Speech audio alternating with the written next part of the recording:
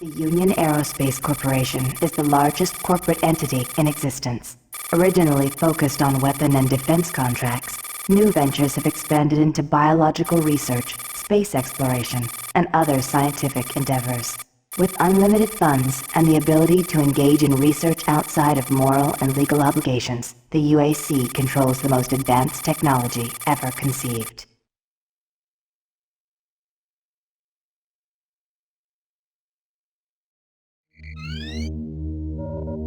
Incoming transport detected.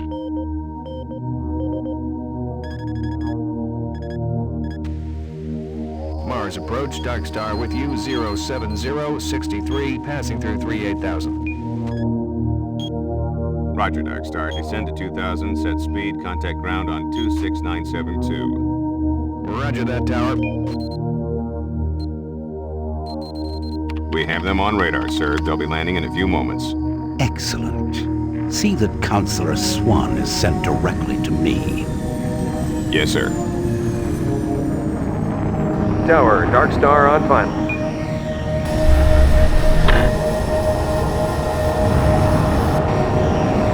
We've got you, Dark Star. You are set for lockdown. Welcome back.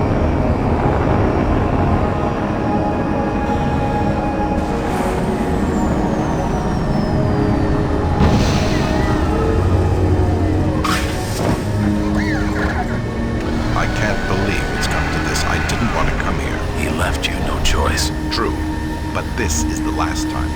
I'm tired of running damage control every time he makes a mess. Right. You're the control.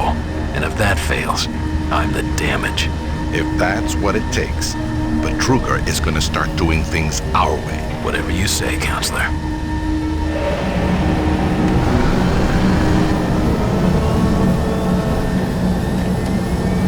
Welcome to Mars. All new arrivals need to check in at Union reception. Aerospace's premier research facility. I gotta get To out of expedite here. processing, please proceed directly to reception. Welcome to Mars, Marine. I'm gonna need you to step on one of those red squares on the floor for a bioscan. This'll only take a second. Okay, let me get this started. You're gonna need to hold still. Moving around only makes the test take longer. All right, bioscan looks good. You're cleared for entry.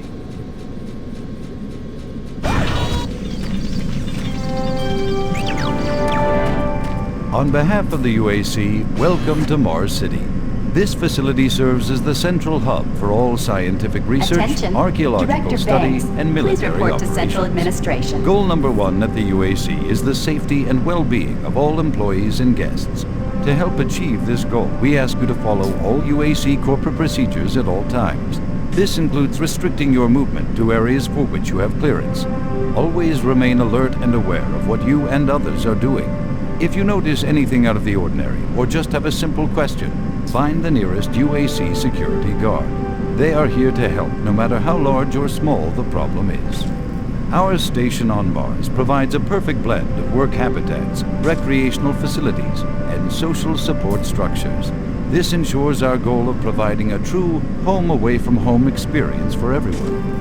Keep this in mind as you help us pursue our groundbreaking research that is destined to transform the daily lives of everyone here and throughout the solar system. If you need more detailed assistance, please see your Human Resources Manager. If you are a guest, you may bring up any issue with your appointed UAC liaison. Thank you, and have a nice day. Welcome to Mars. First time? You can just leave your bag there. I'll have it sent up your quarters. Okay, there's a few things we need to take care of first. This is your personal data assistant. You'll need this to access all secure areas. If you get clearance for any security zones, it'll download directly. It's important, so don't lose it. I see here that Sergeant Kelly has requested your immediate attention. Head directly to Marine Command. It's just that way. Follow the signs. Welcome to Mars, Marine. This briefing is designed to acquaint you with a few of the standard operating procedures here on the Mars post. First and foremost, chain of command. All enlisted personnel are under the command of Master Sergeant Thomas Kelly. Sergeant Kelly will assign you to a security detail headed by a security chief. Please report to your security chief for all duty-related concerns. While on duty, please stay on your assigned patrol coverage area. All PCAs have been pre-designated to provide overlapping security and maximize efficiency. All personnel must have proper authorization in assigned areas. Be sure to annotate any discrepancies on your security inspection report.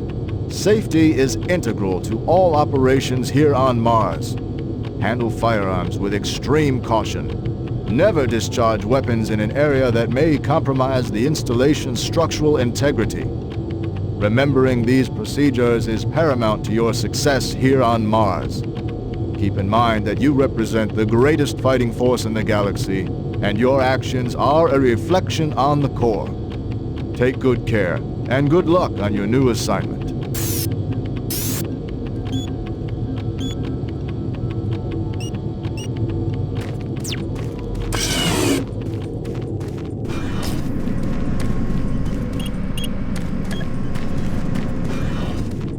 Mars City is a smoke-free facility. Please smoke only in designated areas. Thank you for your cooperation. I'm here because there seems to be some very serious problems. Oh, really? Do I need to remind you of the groundbreaking work that we're doing here? No, but I've been authorized by the board to look at everything. The board authorized you? The board doesn't know the first thing about science. All they want is something to make them more money, some product. Don't worry, they'll get their product. After how many accidents? Tell me, Dr. Betruger, why are so many workers spooked, complaining, requesting transfers off Mars? They simply can't handle life here. They're exhausted and overworked. If I had a larger, more competent staff and bigger budget, even these few accidents could have been avoided. I'm afraid you'll get nothing more until my report is filed with the board. I will need full access, Dr. Betruger, Delta included. I won't have any difficulties doing that, will I? Only if you get lost, Swan. Just stay out of my way. Amazing things will happen here soon. You just wait. Let's go.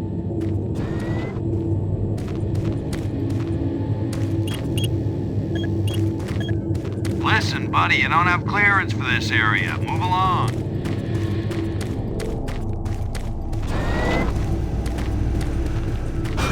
Yeah, I saw those.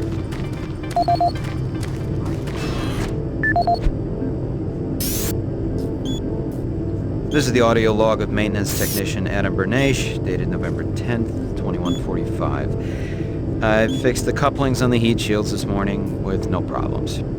I did, however, have another odd experience while I was down there. Shortly after finishing the first coupling adjustment, I distinctly heard whispering. When I went to investigate the sounds, I found nothing. I checked the work logs, and I was the only person scheduled to be in that area today. That experience, coupled with the stories I've heard from some guys over in the Delta labs, has me pretty freaked out. I'm really beginning to hate going down to the underground maintenance area. The people down there are a bit off. The mumbling, the weird looks. The whole place is just plain creepy. I'm always expecting someone to jump out at me. I've secured my tools and the busted modulator in the storage cabinet next to the maintenance elevator. Technicians should use cabinet code 396 to access them. End of log. There's been more accidents in Delta. Accidents? That's good. Is that what they're calling them now? So, tell me, just what the hell is happening over there? Beats me, man. Look, all I do is repair the converters when they blow, okay? That's it. Fine. But what's overloading them so much? I mean, how much damn power do they need? I wouldn't ask him if I was you, man. I heard Travis started poking around and he got transferred fast. Didn't even see him leave. Hell, no one saw him go. Was here 1 minute, on the next. Lucky bastard.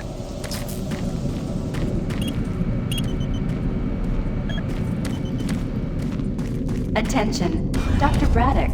Please report to Environment Management Office 4 Alpha. This is Delta Science Management. We would like to request another security team here in Delta. Yes, sir. Thank you.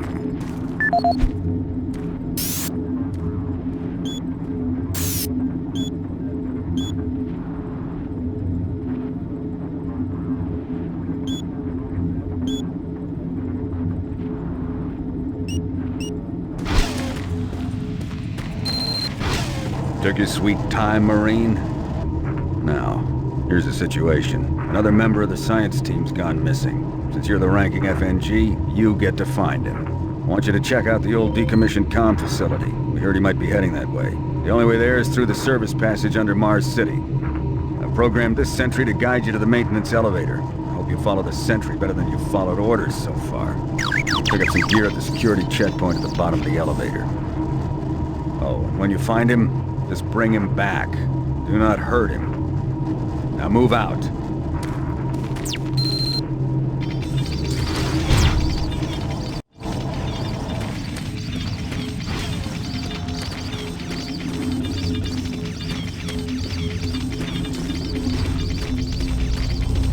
Attention UAC personnel. Interested in earning more credits? Volunteer at Delta Labs today. See your service branch director for more details. What Carter said? No, what? He said that he's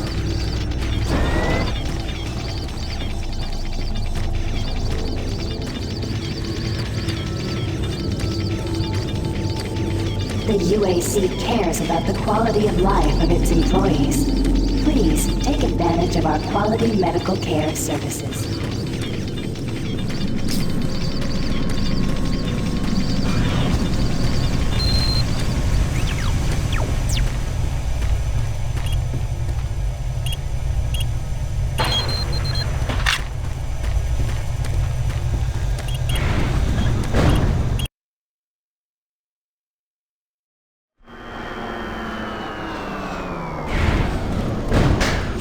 Welcome to the dungeon, Marine. Most unexciting place on Mars. I'm gonna need you to grab some armor and secure your pistol before I can pass you through security. Okay, grab your gear. Now you're ready for combat. Let me do a radio test. MarsSec radio check. Excellent. Good signal. Looks like you've been assigned the decommissioned comm facility. Just follow the main passage through the underground junction and straight out. You'll have a quick evac. And what better way to see the Martian surface than to run across it? Okay, you're all set. Oh yeah, keep in mind, civilians are working down here. Don't get excited and shoot at me.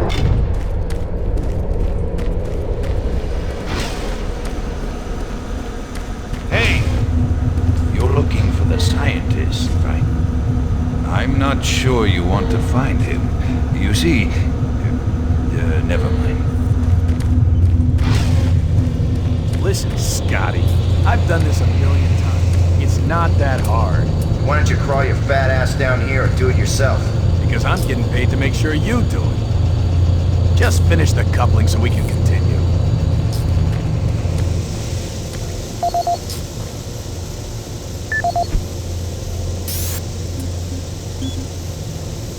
This is Grant Baston, your Environmental Services Supervisor. Date is October 19th. I've been hearing an alarming number of reports on some, unexplainable things. Being on another planet and working underground has always been a little spooky, so we always have the occasional report of strange things. But what is worrying me is the fact that the number of these reports are up by a lot. People are truly frightened. Rumors we're hearing about experiments from the Delta complex are not helping. The power fluctuations aren't helping at all either. Having the lights flicker constantly and losing power for several minutes at a time is scaring everyone down here. I'm doing my best to keep people in track, but we're continually short-handed. Someone's reporting in sick almost every day. I'll keep my director apprised of the situation, and will continue to log reports as I get them. Jeez!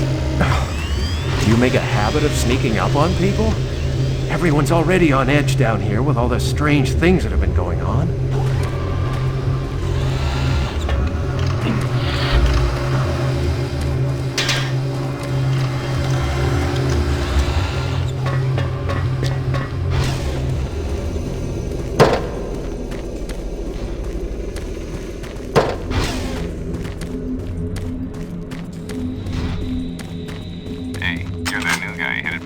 Center, right? You better hustle up, pal. This passage doesn't go all the way there. You'll have a quick walk outside to the center's airlock.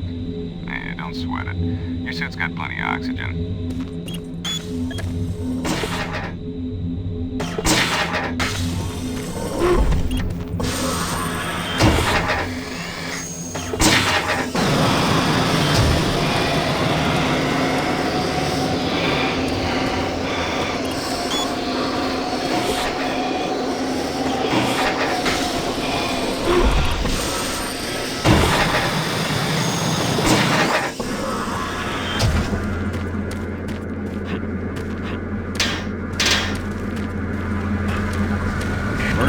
Sergeant Kelly, you need to double time it down there. Search your assigned area and haul your ass back to Mars City.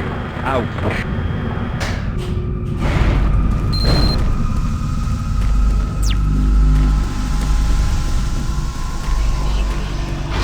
Huh? No, please. You must let me get this communication out. They have to be warned while there is still time. I can't let... You don't know what I've seen. You can't possibly understand or comprehend. The devil is real. I know. I built his cave. I'm getting abnormal readings here. This is bad.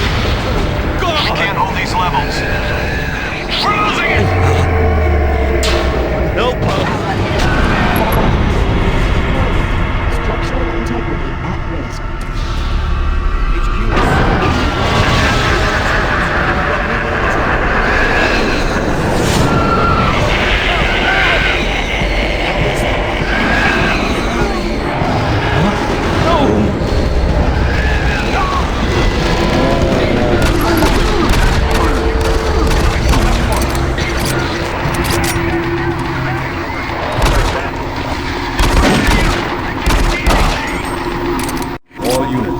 Sergeant Kelly. We're under attack by an unknown enemy force. Fall back to Marine HQ to regroup.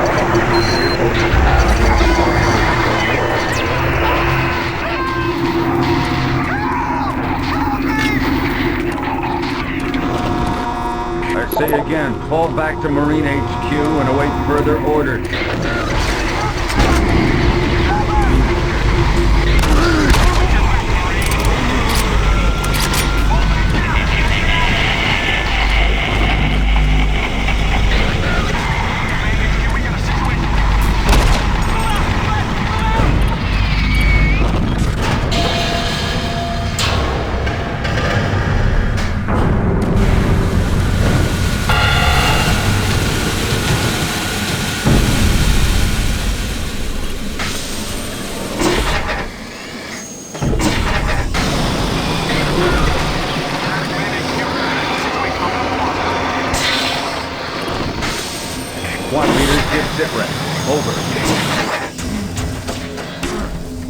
Command HQ, this is Bravo Team. We've got one Marine down, 2 wounded. Command HQ, this is Fire Team 4. We are pinned down in Alpha Lab. Command HQ, this is Fire Team 2. Main power systems down in sub-level. Backup and life support systems only. We've got lots of civilian casualties. It's a mess. Command HQ, attempting to secure the area.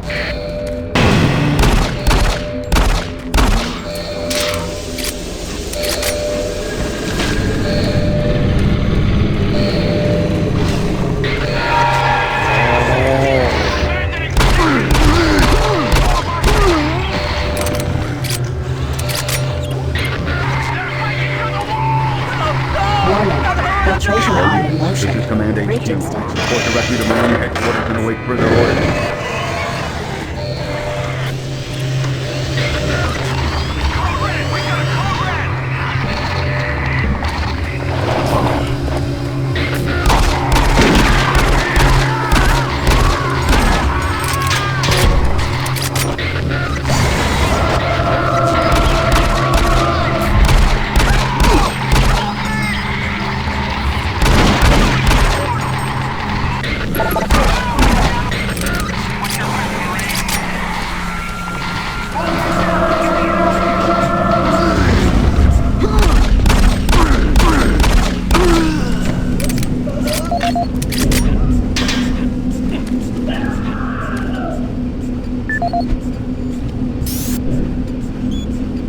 This is the audio log of Frank Delahue, engineering manager assigned to power production, dated October 18th, 2145. The current operational status of the grid is 23% over nominal capacity. I've increased work shifts to 12 hours a day for all personnel to keep up with demand. The constant and increasing load from the Delta complex is causing havoc. We are going to start losing critical systems if we have to sustain these levels much longer. I request clearance to requisition parts from other departments in order to maintain our equipment.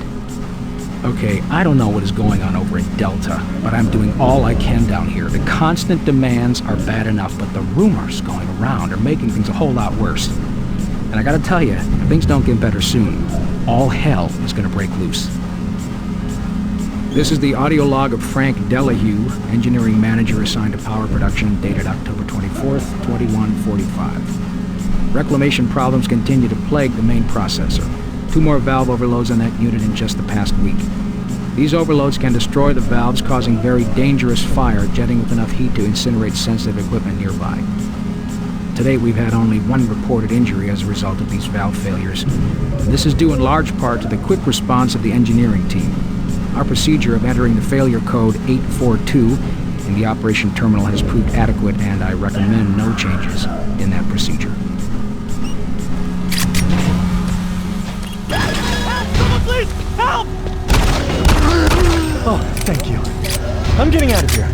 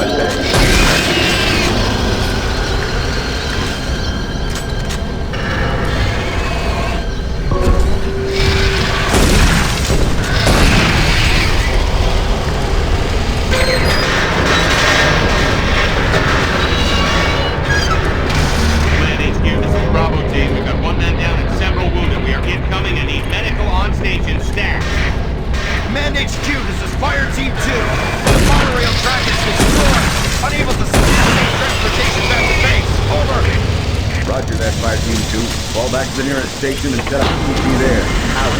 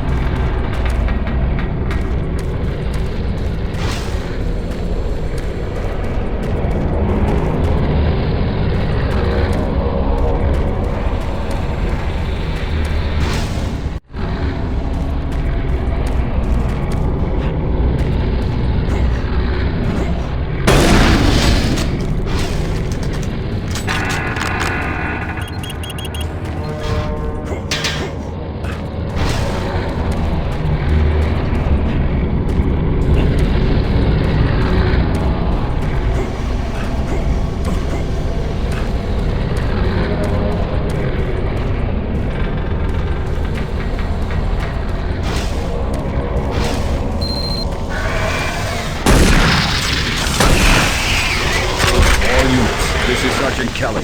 Fall back to Marine HQ and await further orders.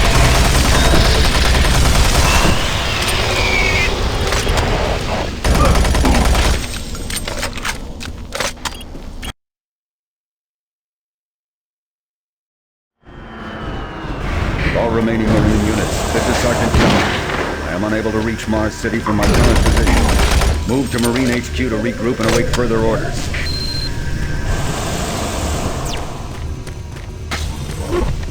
Hey, you! Up here, quickly! I thought I was the only one still alive. I can't believe I found you. Something happened. I don't know what. It was like a shockwave. It passed through the entire base. People started changing.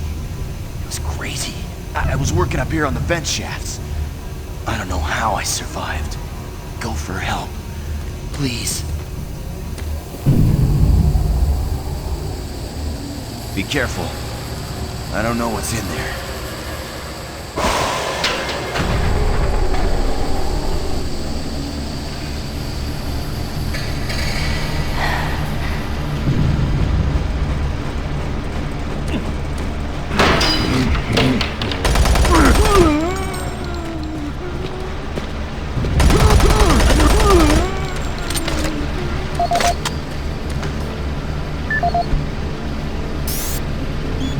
This is Mark Stanton, Manifest Controller, currently stationed at Mars City. I'm not sure who to send this to, so I decided to send it to quite a few people. If you're on the recipient list, please take a moment to review this report. It is quite important. I'm very concerned over the shipping procedures out here. I am the Manifest Controller, and as such, I need to be informed of everything coming in and out of Mars City. Someone here is subverting my position and preventing me from getting data on things being shipped. This is unacceptable. Not only could this reflect poorly on my upcoming review, but this is my job and I'm tired of being out of the loop. I have no idea who keeps telling the shipping crews to allow things in and out without allowing me to produce or procure the manifest, but whoever it is, it must stop. One of the dock workers actually told me to piss off when I tried to stop one of the last containers from going straight to Delta. I immediately filed a report and will follow up with the transit manager next time I see him. End of log.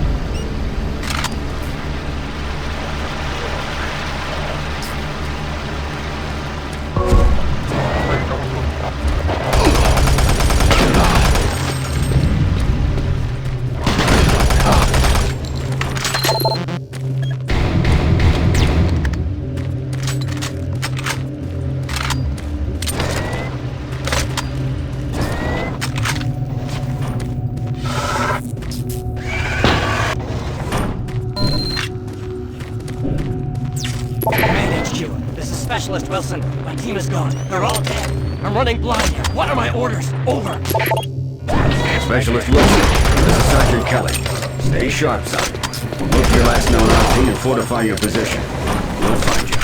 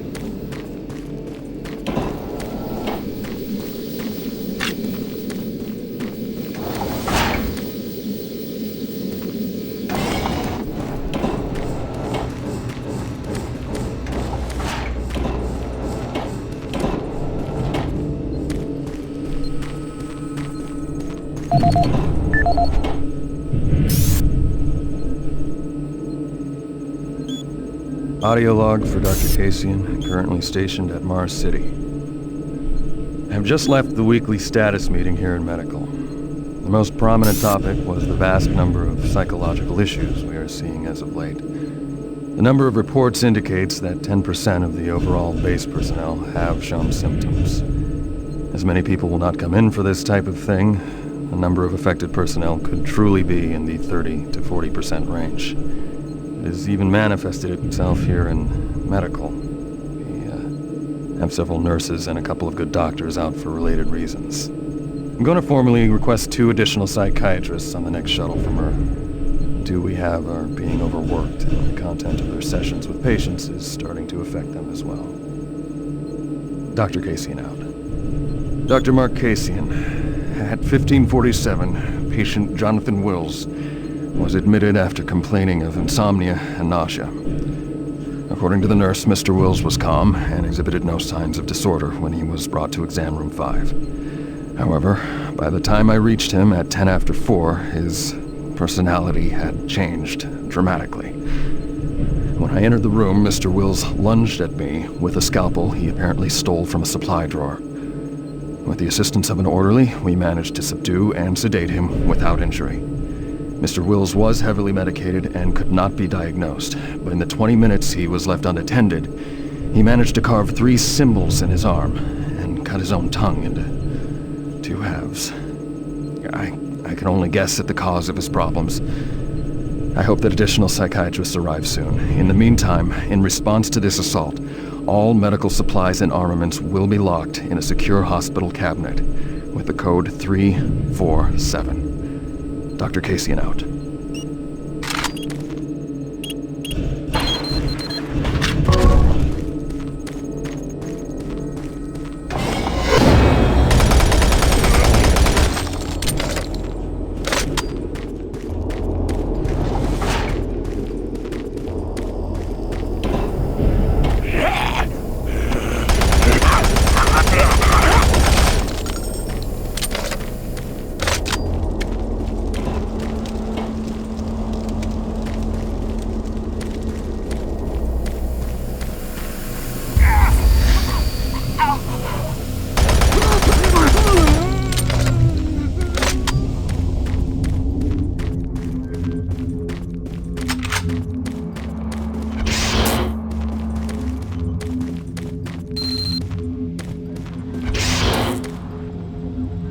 connection established.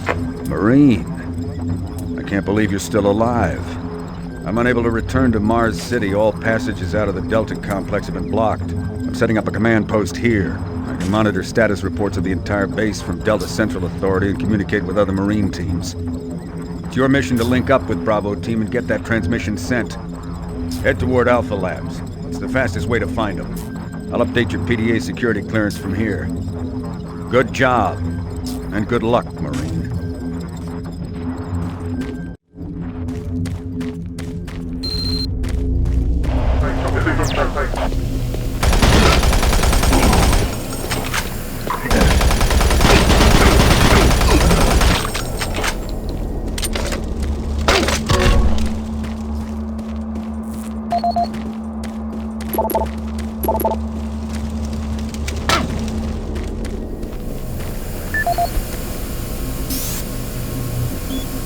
Audio report on troop morale.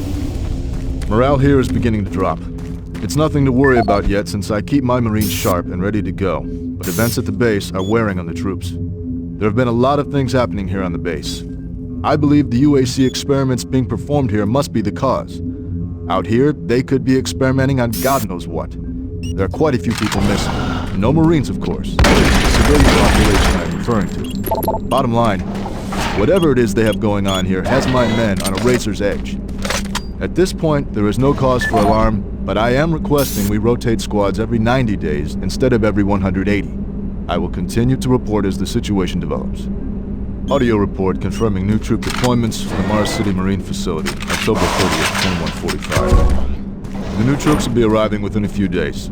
I've started a series of training exercises focusing on close-quarter small weapons combat, as well as instituting mandatory refresher courses on all munitions and weapons in our armory. In response to the large number of security breaches and general feelings of ill will around the base, I've doubled security details, placing 2 Marines at each checkpoint. This additional presence should help calm things down. I expect that the incoming Marines are not quite as green as the last deployment. They've turned out okay, but some combat experience will go a long way right now. Sergeant Tyson, out.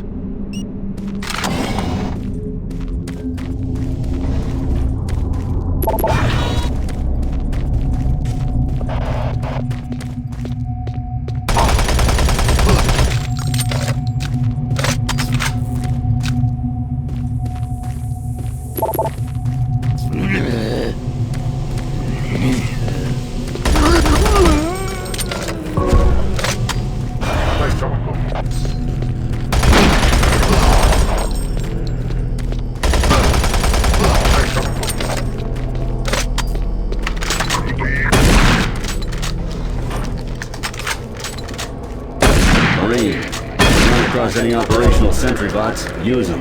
Those guys pack a lot of firepower.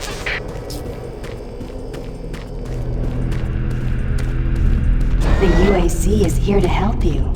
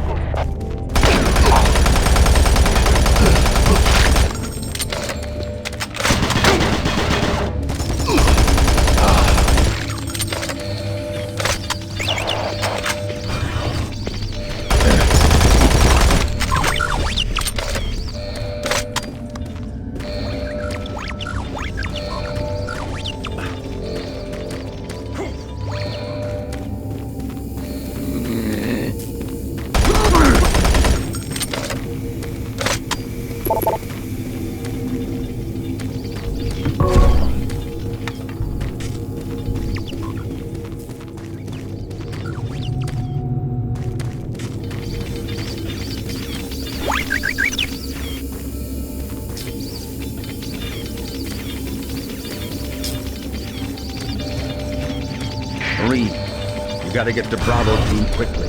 They need all the firepower they can get. Sending their transmission is critical to our survival.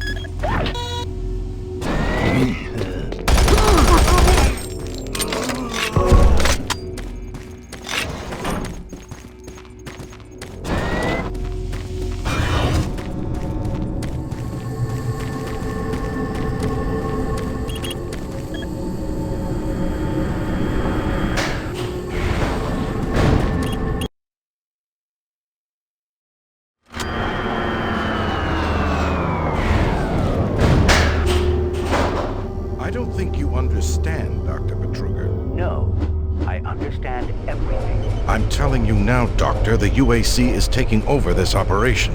Operation? Is that what you're calling it? The situation is out of control. It's not out of control, Swan. You are. I'll manage this, and you and your flunky will be taking control of nothing. Do you understand? Yes, Betruger. I think I do understand.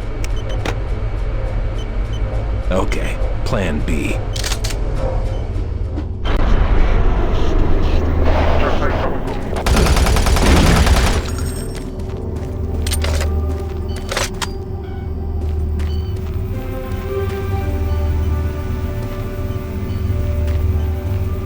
Welcome to the Alpha Labs. Formerly designated Phase 1 by the Union Aerospace Off-World Research Division, the Alpha Labs began construction on October 29, 2095, and became fully operational July 17, 2130. Originally created as the prime science and research facility, Alpha Labs are responsible for the development of leading-edge technology such as the elemental phase deconstructor, hydrocon, and molecular fuel storage compressor, all presently being utilized right here in the Alpha Labs. These endeavors have allowed for much-needed expansion into the UAC's current leading research facility, Delta Labs, where Union Aerospace is opening all new opportunities in research and development. With continued investment and hard work, the Union Aerospace Corporation strives for excellence and is committed to building a better tomorrow.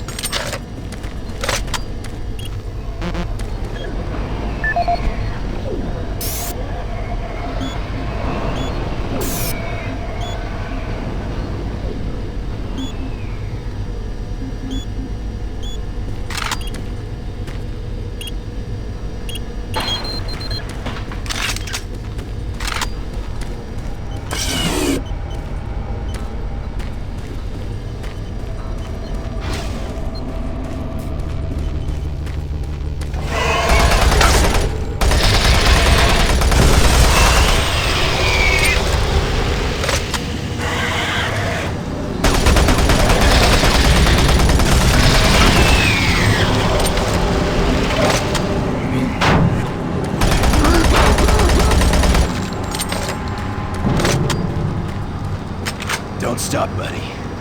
There's nothing you can do for me. They're all gone. Surprised us. They just came out of nowhere.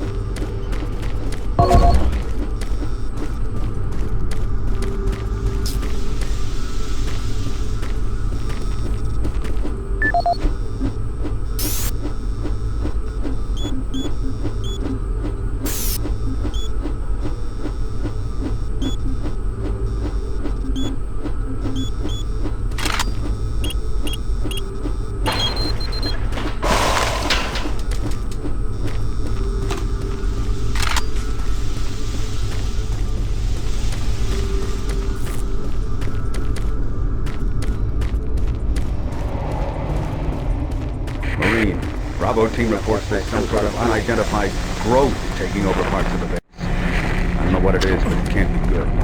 Stay sharp. It isn't. Access to the systems. We can't do it here. We'll have to access the system somewhere else. All right, let's go.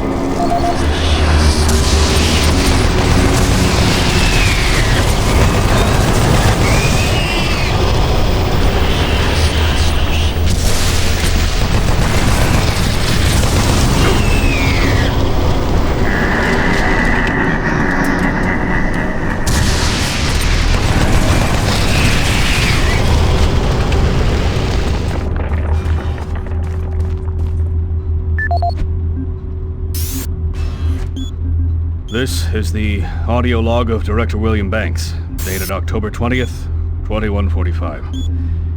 It has come to my attention that we have an alarming number of missing personnel throughout the base. My office has received 4 additional reports from Delta in the last week alone, mentioning that personnel are not reporting for work and that calls to their quarters have gone unanswered. My office has sent the names of those personnel to Mars City Security, and they have promised to initiate an investigation. But this news is very disturbing, especially at a time when we have so many people in the infirmary suffering from sudden cases of schizophrenia and other psychological disorders. I hope there is no connection between those cases and these reports of missing personnel. This is the audio log of Director William Banks, dated October 5th, 2145. It has been brought to my attention by Environmental Services that the recent power grid changes have caused many non-critical systems to malfunction. The report explains that this is due to either intermittent power outages or lower than optimal voltage input.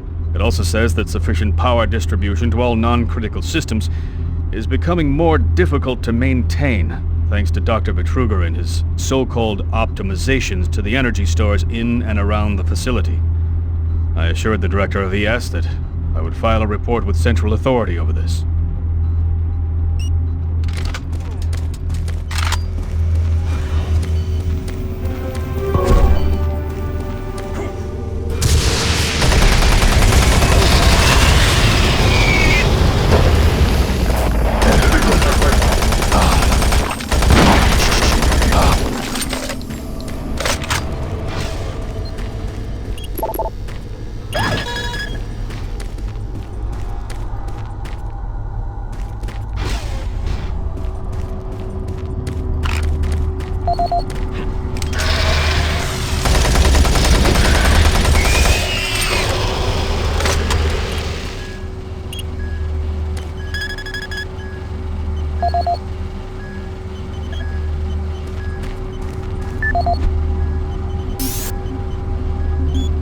This is Paul Simon, Security Specialist in IT. Our network security has been breached several times over the last few days. Now, it looks like it may have been going on longer than that, but whoever did this really knew what they were doing. They covered the tracks really well. I just happened to notice some log anomalies, or it would still be going on. The intrusion came on an encrypted carrier signal from the Delta complex. They piggybacked the virus on one of the supercomputer requests, and it peeled itself from the data stream once it was inside our firewall. Someone on the inside there has to be responsible. Unfortunately, due to security in that complex, I can only tell it came from within Delta. There's no way to identify which machine or even which lab it came from.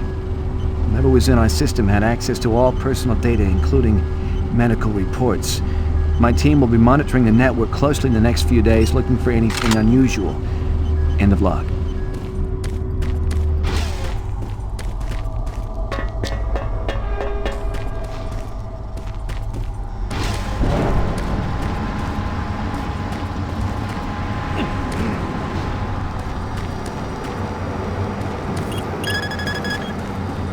Access granted.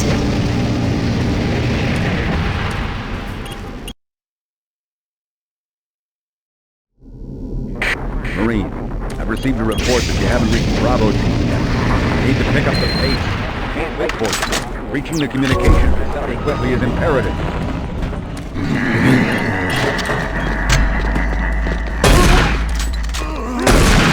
The UAC takes pride in its safety record.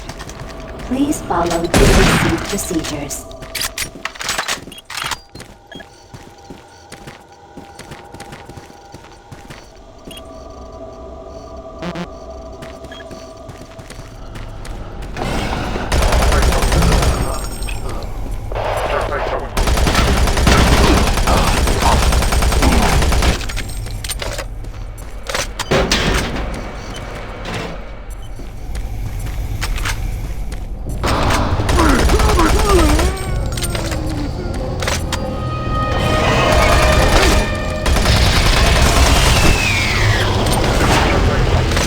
For generations, humanity has lived under the looming specter of slowly dwindling natural resources. Our new ventures on planets like Mars have only intensified our need to find fresh sources for metals, petrochemicals, food, water, and even air.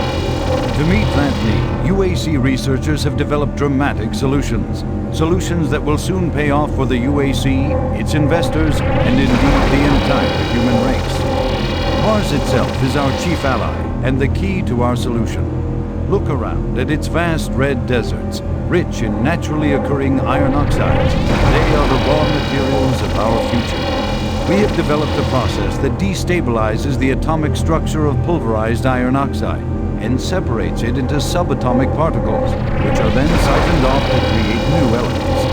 Like alchemists of old, the elemental phase deconstructor allows us to transform red Martian soil into clean air, fresh water, and hydrogen fuel, the building blocks for a sustainable, human-friendly Martian environment. And this is only the beginning. With continued research, we envision creating ever more complex molecules, even organic matter itself. Atom by atom, the UAC is building an ever brighter future for humankind.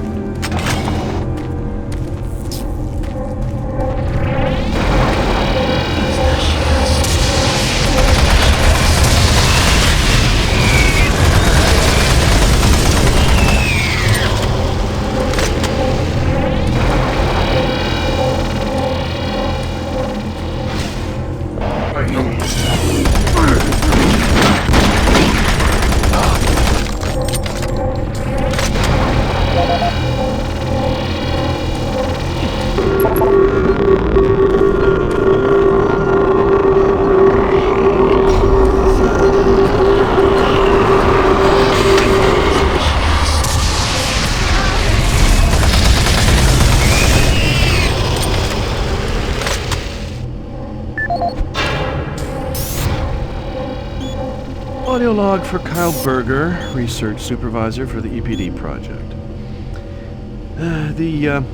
The elemental phase deconstructor is fully operational, and the research data we have gathered so far is very impressive.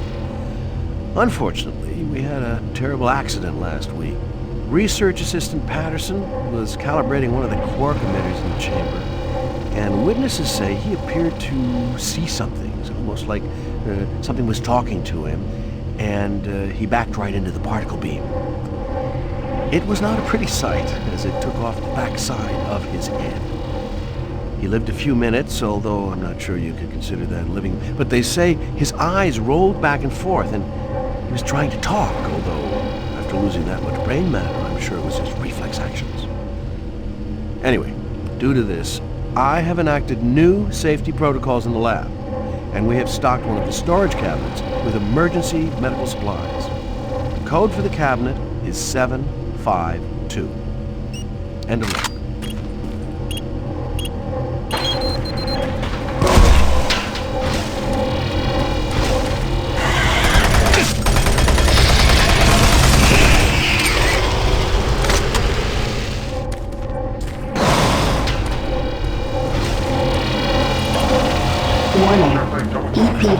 Laser active.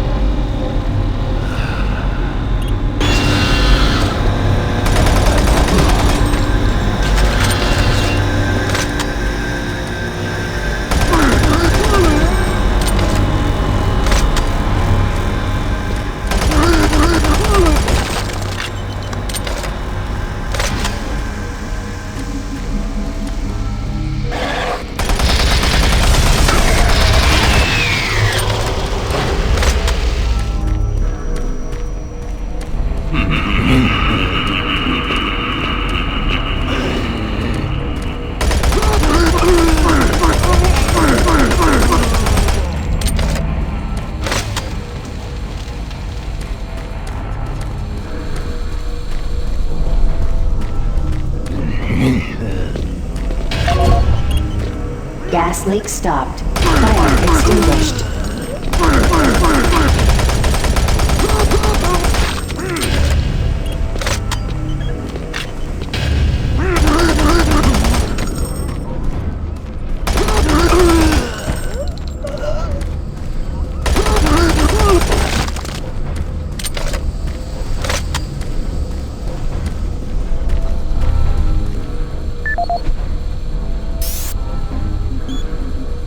Audio log for Jack Smith, benefits analyst in HR 1024-2145.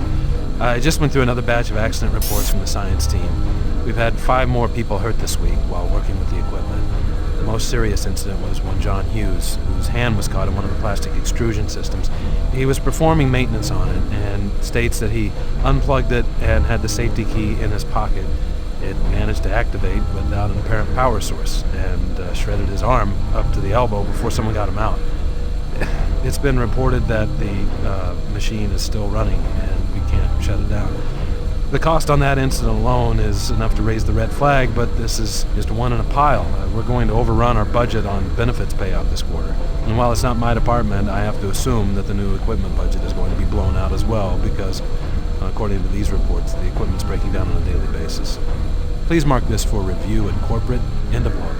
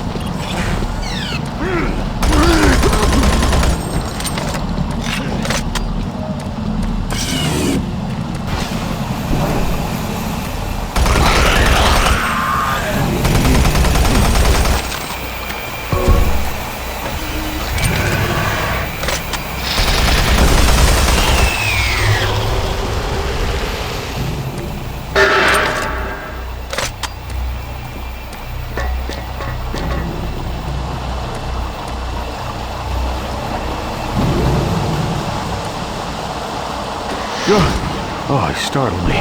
Man, am I ever glad to see you. I thought I was all alone. It's been freaking spooky lately. The Hydrocon's blown a few circuits and is unstable.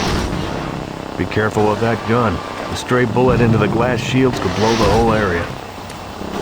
I'm gonna try and get this thing stabilized. I'll head to the science office when I have this under control.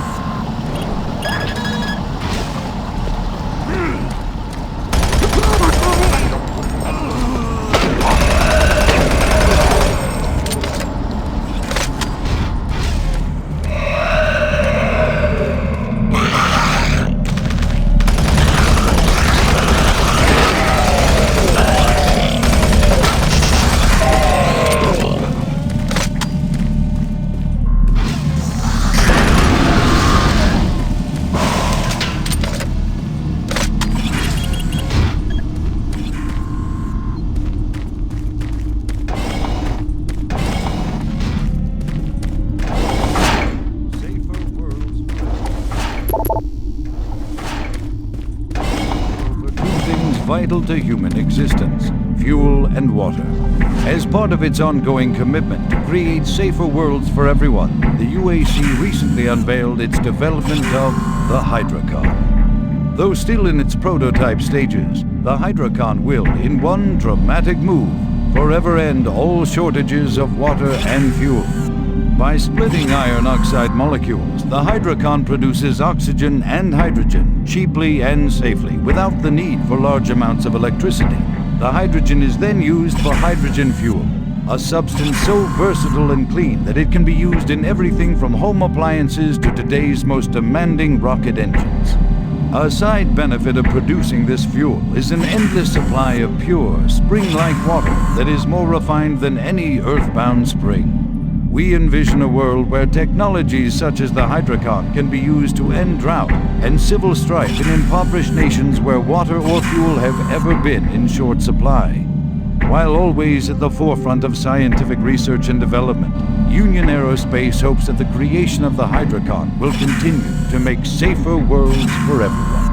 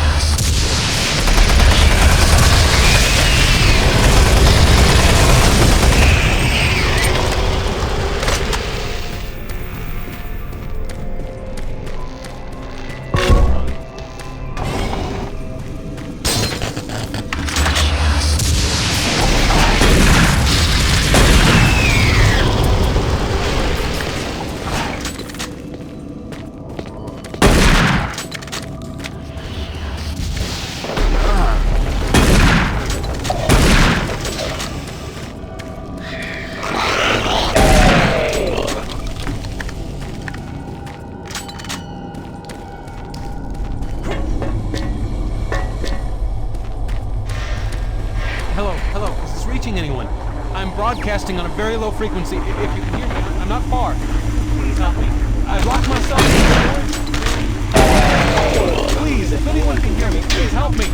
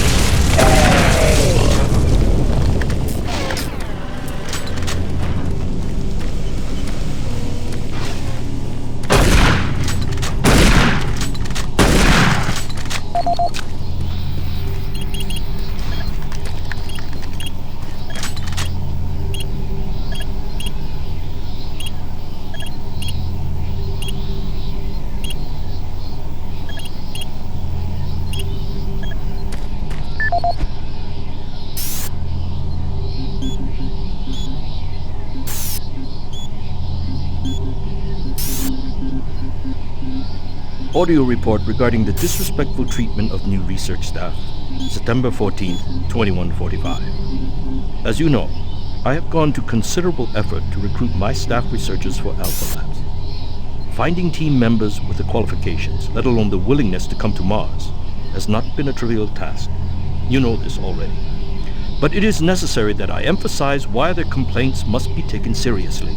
We won't be able to keep our people or recruit new researchers if the harassment continues. No, harassment is exactly the right word. I'm routinely getting reports of UAC security asking inappropriate questions and submitting my staff to unnecessary background checks. I must insist that we be allowed to keep our personal lives private and be left to complete our assignments without further delays. If there is some kind of security threat, I suggest that UAC security look more deeply into their own staff. This is Andrew Chin, N.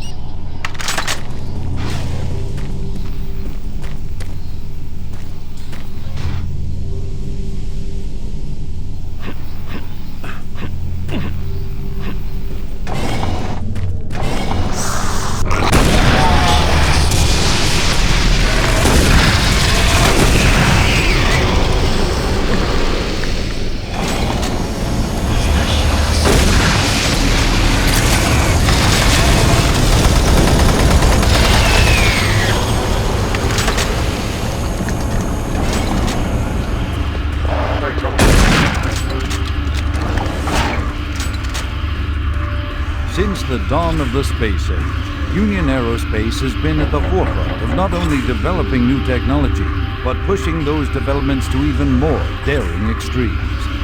With an abundant production of hydrogen fuel, thanks to the Hydrocon, the specialist teams asked the big question: can we devise a way to store and deliver that fuel to make the dream of deep space research a reality? The answer has been a resounding yes. Under the direction of Dr. Malcolm Betruger, key UAC scientists have made startling new discoveries in the fields of quantum physics. And with them, they have been able to use the actual space between electrons and protons in a molecule as a storage medium for fuel in our interplanetary antimatter drives. Now, fuel that would once take up half the payload of an interplanetary ship only occupies a fraction of that space. You are looking at the Molecular Fuel Storage Compactor. The MFS compressor is yet another UAC marvel that brings the dream of reaching and colonizing the most distant planets closer to a reality. The UAC has long made safer worlds for everyone, and now they will bring those worlds even closer than you could ever imagine.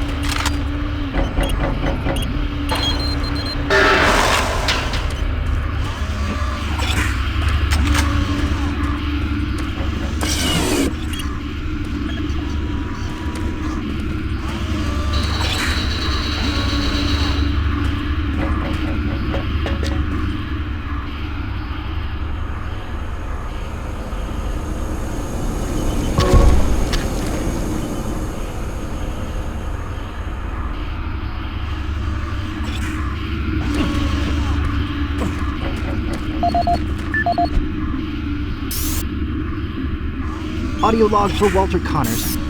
The MFS compressor is producing fantastic results. The latest modification I made to the dilation matrix were the real key to the recent breakthrough. All in all, I feel my work on this project has been the catalyst that propelled everything forward.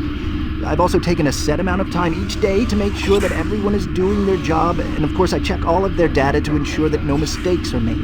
This is going to be a huge moneymaker for the company, and quite honestly, without my input and hard work, I'm not sure that we would have gotten this far. I wanted also to thank you for your supervisory role in the project. Working with you is a true honor. Just remember me in the end-of-the-year reports, as I'm certain I deserve a promotion. Walter out.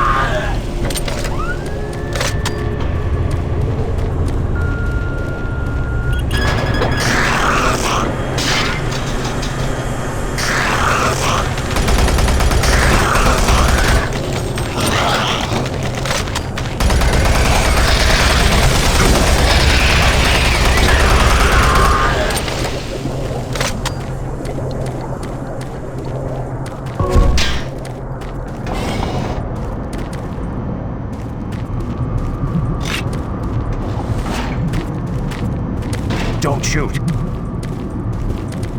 I can help you. The lights are all out. I'll lead you through here if you can get me off this base.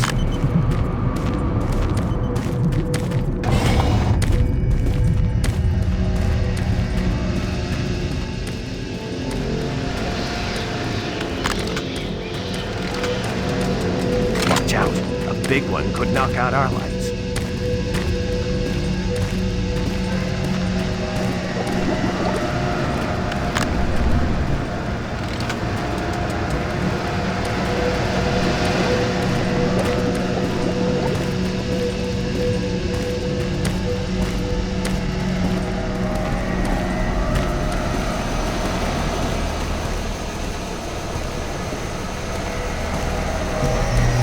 There's one.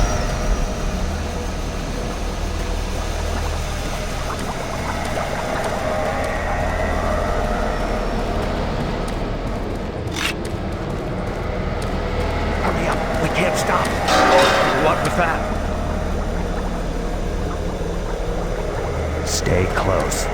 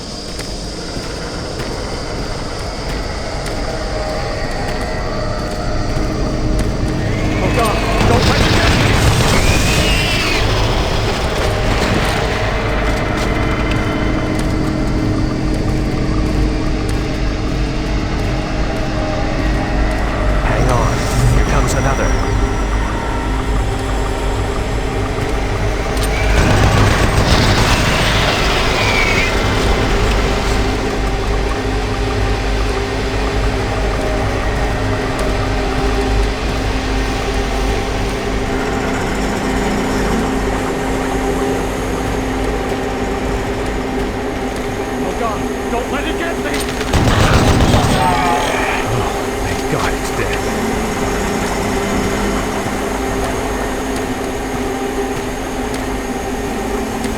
There's the exit.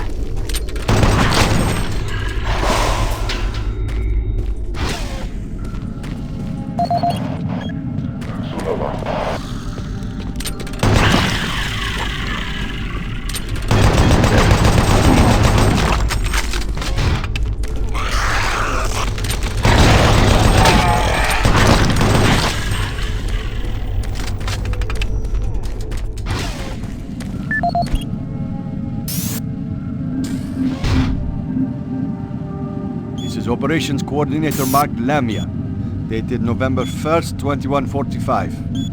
I'm filing this report because I am frustrated beyond belief by the level of incompetency I have to deal with here. I don't know where HR is getting the new employees, but the last 5 guys they've sent me were all a bunch of idiots. They can't get any of their work done on time. I constantly have to keep an eye on them. They work slow, they don't follow any of the standard operating procedures, and they can't even remember basic things that I tell them. For example, I changed the cabinet door codes here to 1, 2, 3 because I thought that was easy enough to remember, but they still forgot it. I don't understand why HR can't get me better people. I'm requesting full authority to hire and fire my own employees. It's the only way I can run my department smoothly. End of log.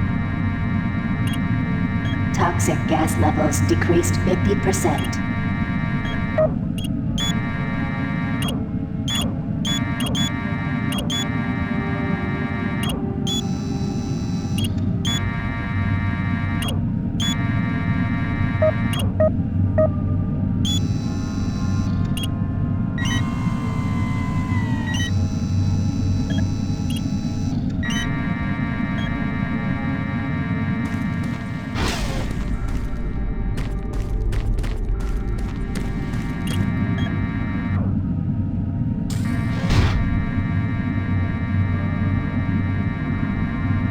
Toxic gas is cleared. Waste disposal area now safe for entry. Marine, we gotta pick up the pace. We got more men down. Bravo team is barely holding their own.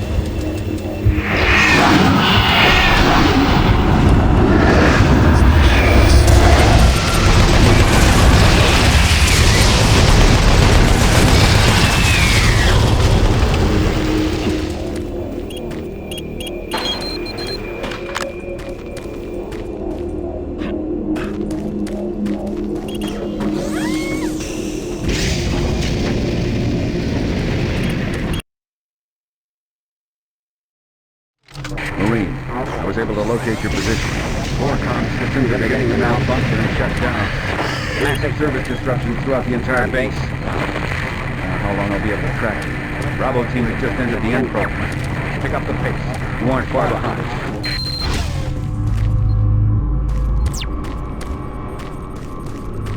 Hey you! Can you help me? I'm trapped in here! Release the door locks and get me out! Thank you!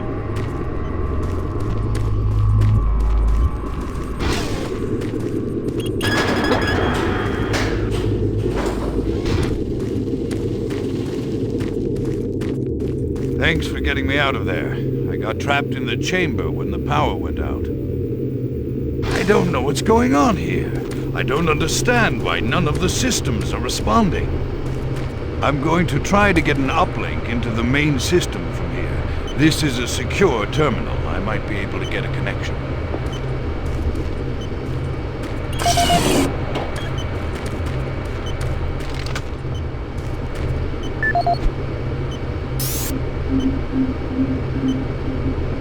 Security log number 3072 for Delta Security Chief Michael Abrams, November 15th, 2145. I've just come from the Armament Division where I was issued one of the new BFG 9000 series weapons. Well, they weren't kidding about how much lighter it is over previous prototype models. Won't be so bad carrying this one around. Anyhow, for a couple of weeks now, many of the security teams have not been following proper reporting procedures. Not sure if it's the format of the new SIR, so I'll make sure each team is scheduled by Training Division to get spun up on the new reports. There have been some security issues in the Alpha Labs. I sent a team over to investigate, and now I can't reach them on any comm channel. I guess I'll have to go over there myself. Well, I'm headed over there now. I'll finish the security report in full when I get back.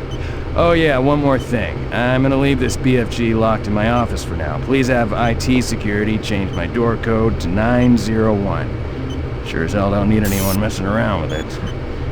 Chief Abrams, end of log.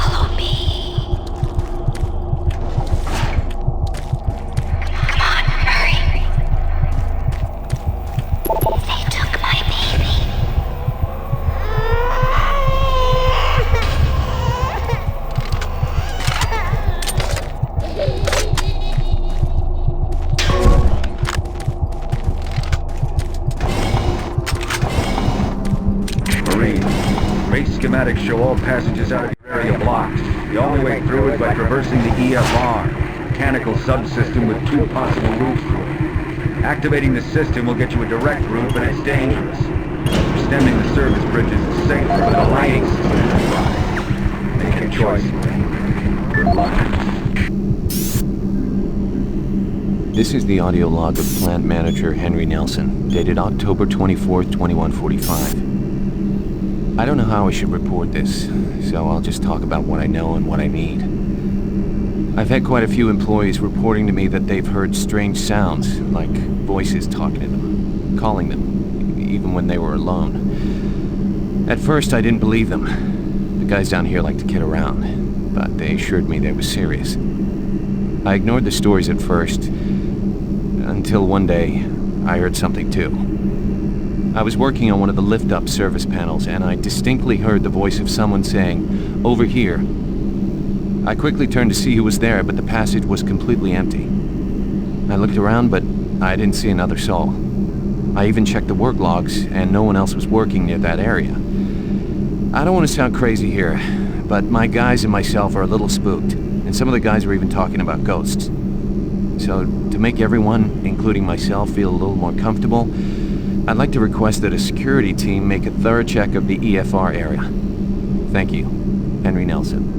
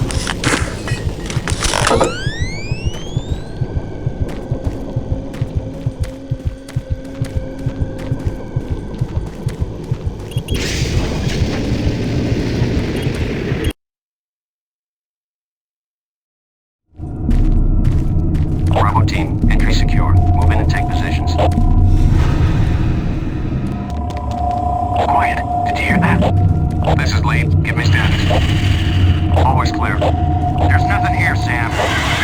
What the hell? Son of a bitch! Please, I'm swinging around later.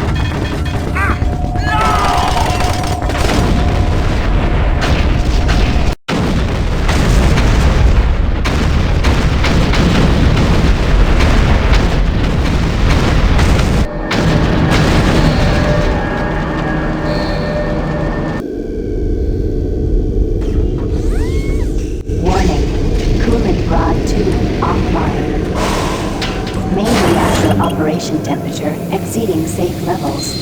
Marines, Bravo team is down. Their operational status is unknown. They were carrying a military transmission card. It's vital you retrieve that card as it contains encoded data needed to send the distress signal to the fleet. You're the last hope to get reinforcements. Find that card and find it again.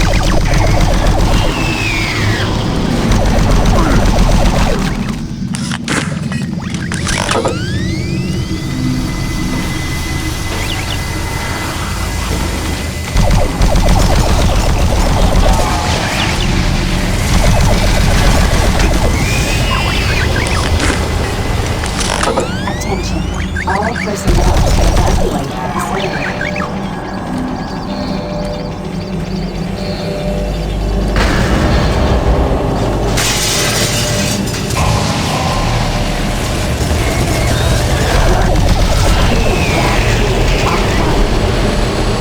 Main reactor operation gas leak stopped exceeding safe levels.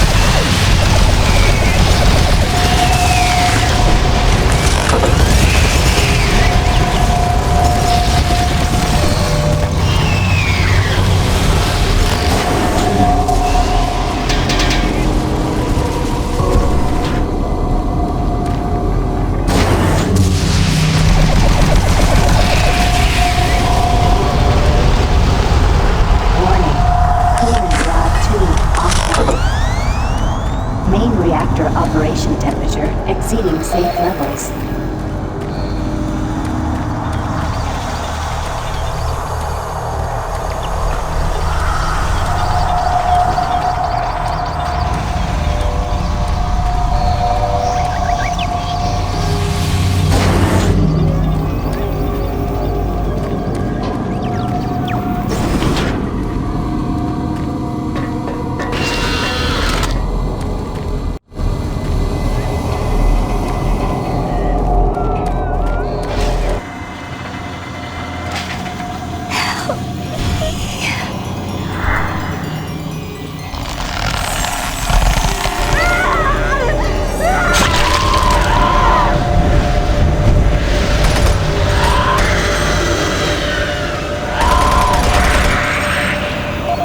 Service bridge now operational.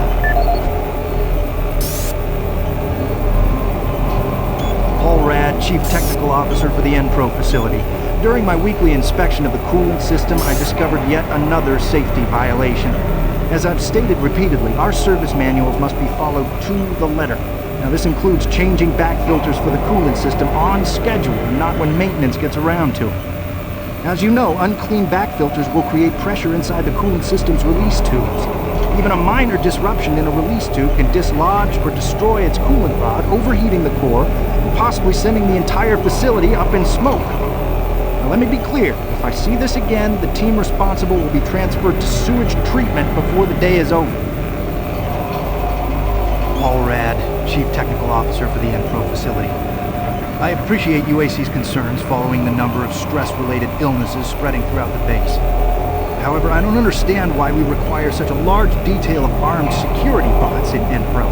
Now, you may disagree, but I trust my team's mental condition far more than whatever programming is running inside those bots. Which brings me to the reason for this report. Today, one of my best engineers, Patrick Thomas, was nearly shot when a bot refused his clearance. That's right, shot. Luckily, a nearby team from maintenance caught up to it and smashed it with a pipe wrench before it could chase Pat down. Now, it'll be days before he's ready to return to work, and I don't think you'll ever get him close to one of those bots again. Our jobs are difficult enough without needing to avoid getting shot. If we're going to be treated like prisoners, I respectfully request that you afford us the courtesy of being guarded by people instead of machines. This is the audio log of weapon analyst Teresa Chazar, dated November 3rd, 2145. I'm pleased to report that the preliminary tests on the ammo storage in the new Mach 3 plasma gun has far exceeded our expectations. We realized a full 50% gain in the storage capacity of ammo packs as a result of utilizing techniques engineered in the Alpha Lab's molecular compactor. I believe with the ongoing compaction research, we will reach our goal of 3 times the plasma storage currently available in standard ammo packs. I would also like to mention that all of the employees here at the Enpro plant have been very helpful and quite eager to accommodate all of my requests. For security reasons, I've locked the plasma gun and the extra ammo in locker 063 with door code 972. End of log.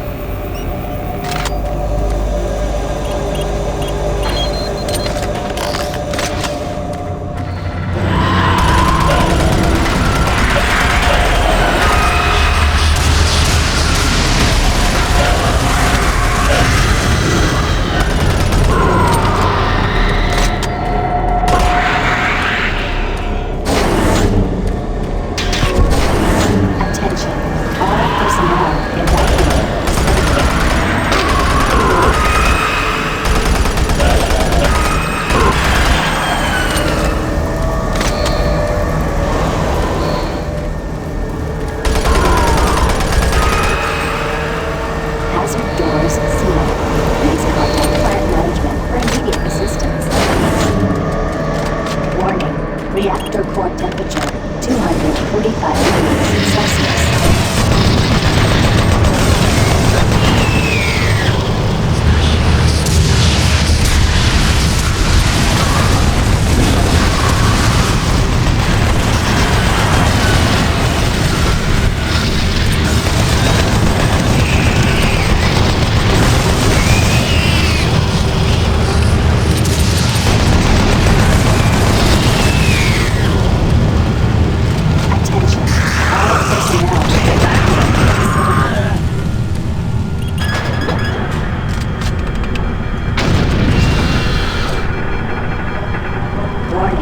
Reactor core temperature, 585 degrees Celsius.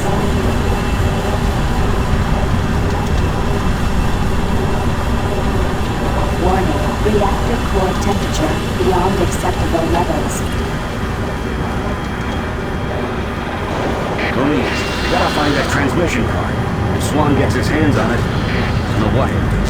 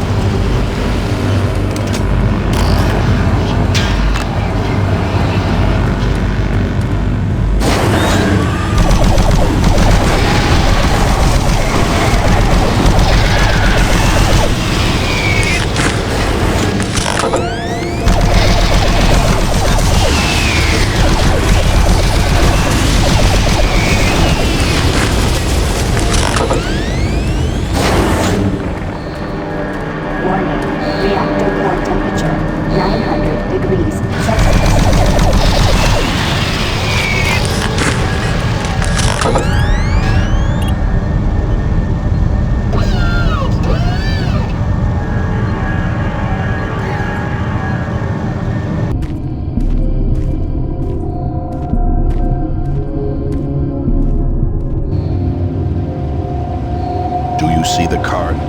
No, sir. Okay, let's get to the communications facility. We can stop the transmission from there. Whatever you say, Counselor.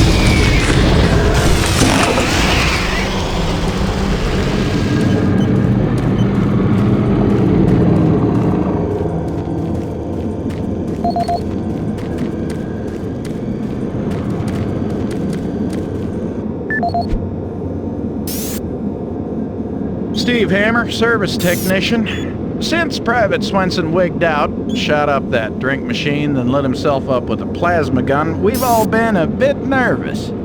All of us in maintenance knew he was losing it. Finally, when that darn drink machine wouldn't accept his credits, he lost it, started swearing up and down, and you had to laugh when that machine lit up, but before any of us could react, he fed himself enough plasma to power an office building. There wasn't enough head to clean up, just vapor. It's a bad thing to happen to anyone. Anyway, I know with all the psych problems we've had lately, we need the additional security, but when the guards start going nuts, I don't know, all this extra weapons and ammunition. I mean, do we really need so much firepower laying around? Well, a couple of us decided to lock up all of the unsecured plasma rounds we could find. The code is 734. I think we'll all sleep a bit better tonight knowing it's locked up.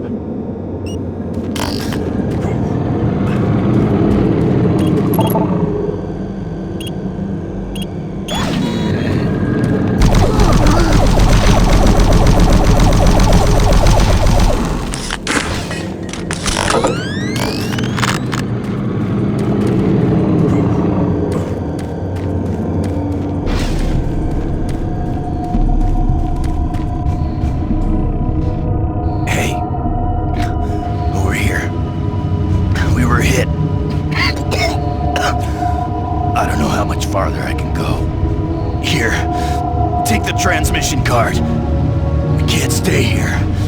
Isn't safe. We better move.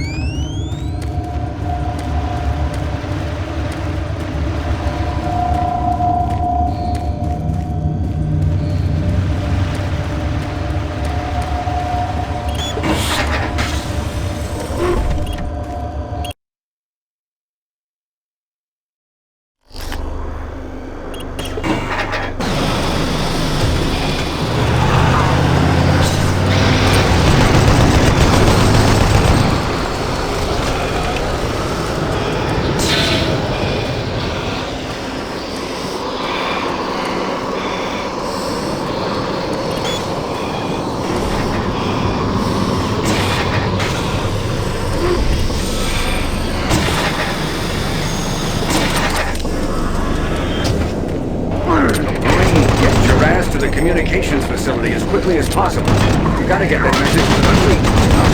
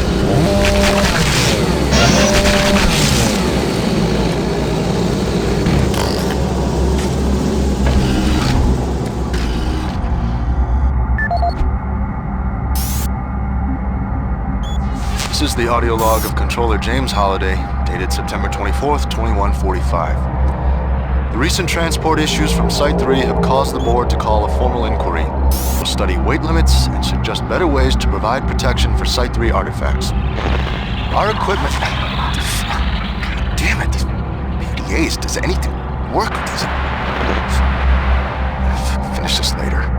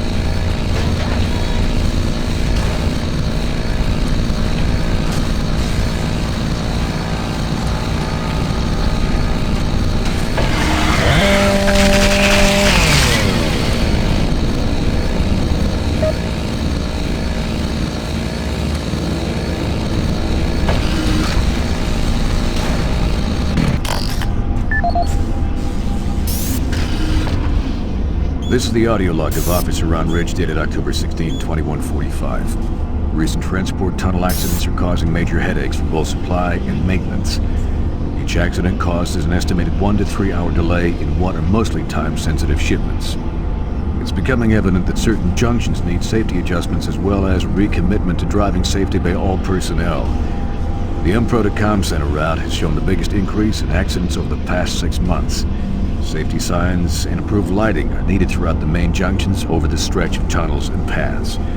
Absolutely, no recreational vehicle passage should be allowed during peak hours. And all personnel should use monorail travel whenever possible to keep cargo shipments flowing smoothly.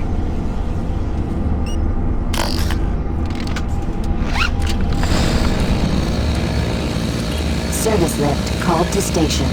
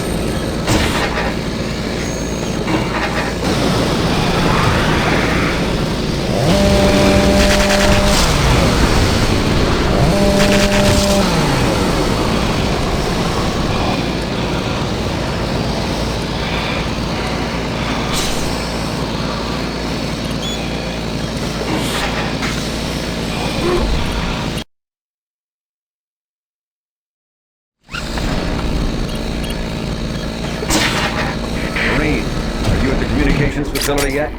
You gotta get that message to the fleet now. Watch out for Campbell and Swan. Those UAC suits don't give a damn about what happens to any of us. I gotta move on.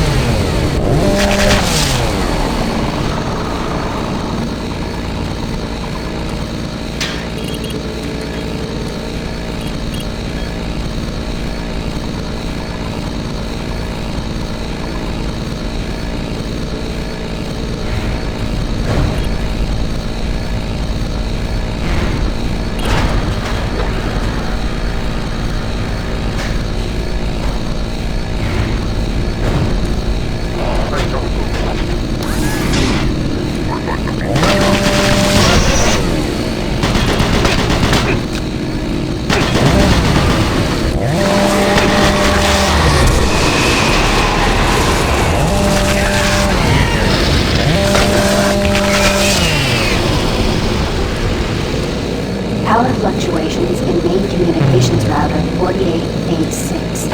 Attempting insulation en route.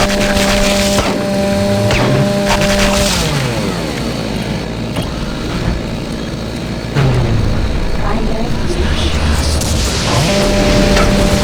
Attempt to configure secondary tower failed.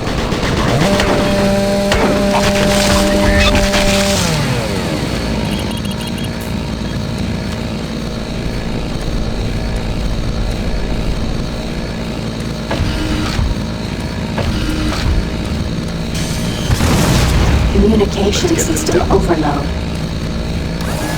Communications shut down.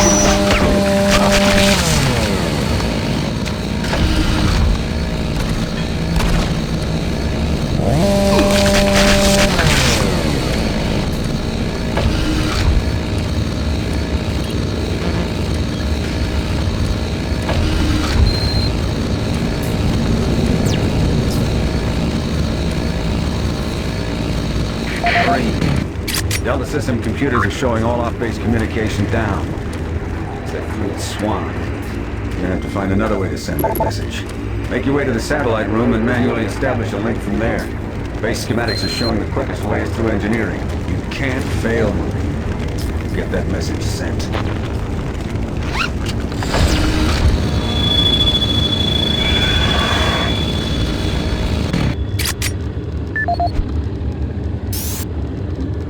This is the audio log of Technician Seamus, dated October 16th, 2145. Our relatively new remote module replacement procedures are taking some time for maintenance technicians to adjust to. In the long run, it's a much safer, quicker, and easier method.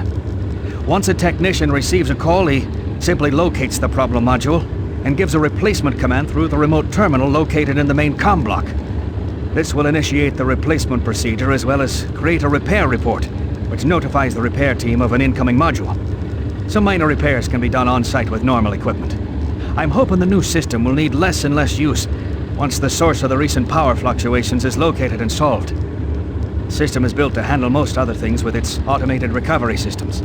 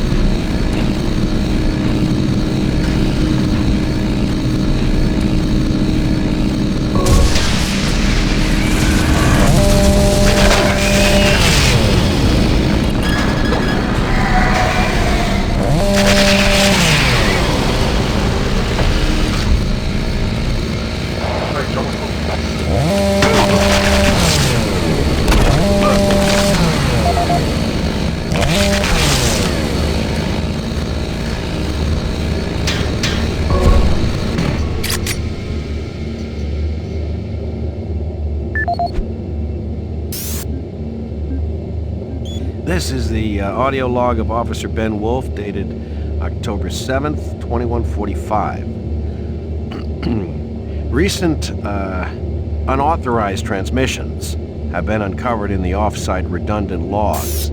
These logs are usually not validated, but an unscheduled audit has shown significant activity. More investigating will be done to get to the bottom of this matter. Particularly interesting are transmission blocks D4560 and DE3288, which have no links to base systems. More to follow.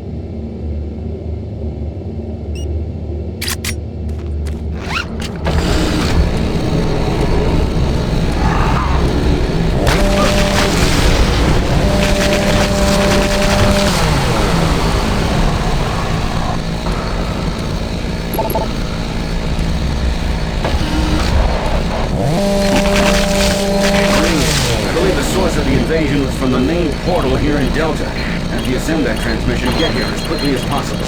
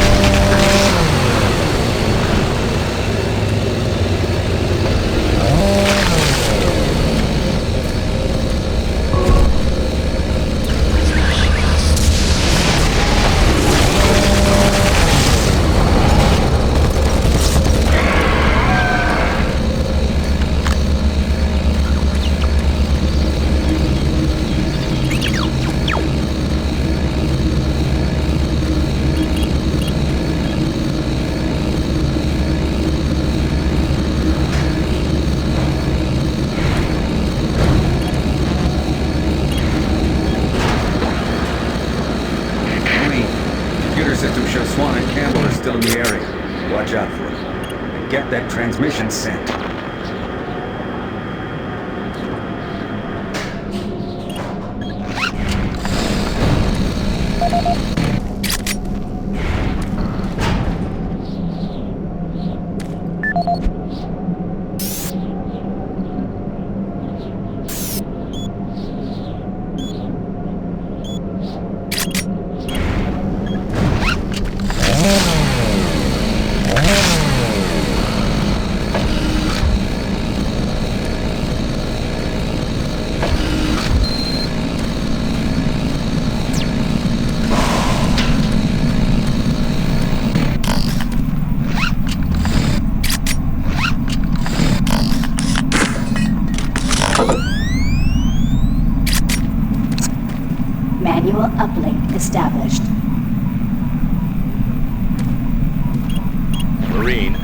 You hear me? Back off from that console. Do not call for reinforcements. We don't know what the hell is going on here. And until we do, this area remains under UAC control. Cancel that transmission. Satellite connection established. Transmission terminated. You did the right thing. Until we know what's happening here, we need to keep ourselves sealed off from everyone else. The monorail entrance looks clear. Meet up with us there. We need to reach the Delta Complex and stop this. Marine, you have just violated a direct order. Get your ass back to that console and send that transmission.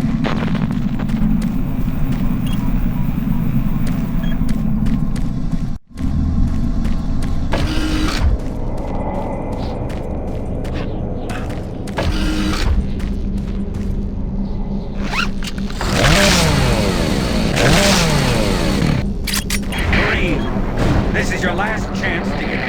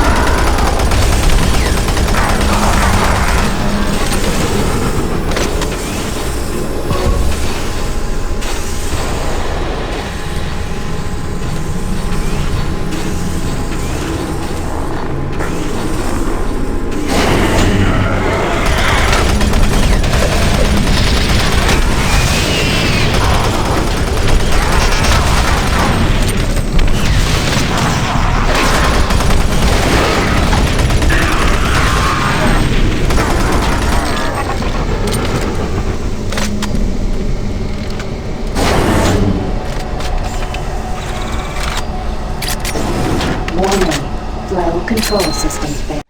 Toxins identified. Execute cleanup procedure.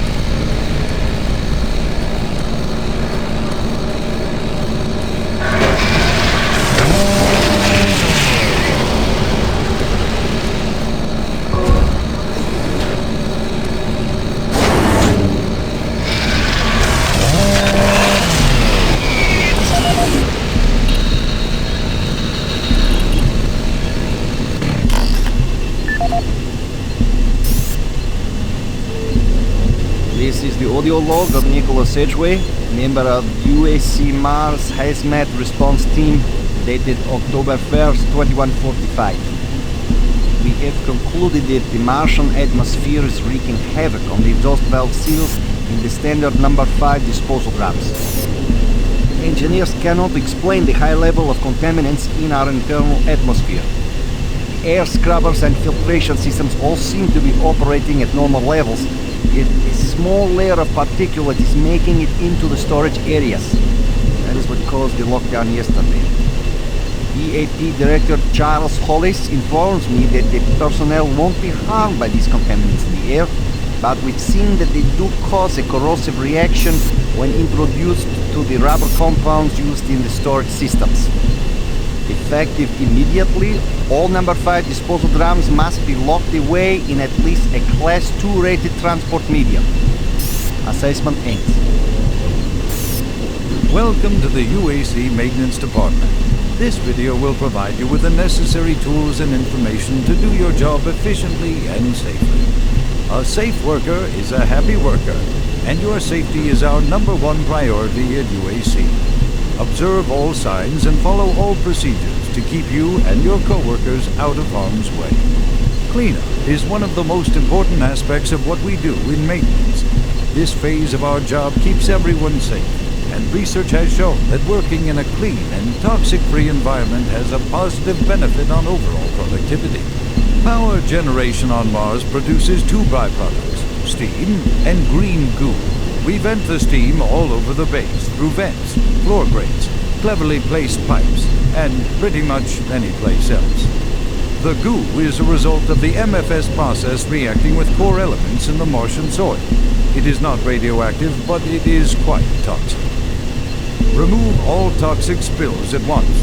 Hazmat suits are the best way to protect yourself when a spill occurs, and if you happen to come in contact with the goo, report immediately to a medical station for a scrub down.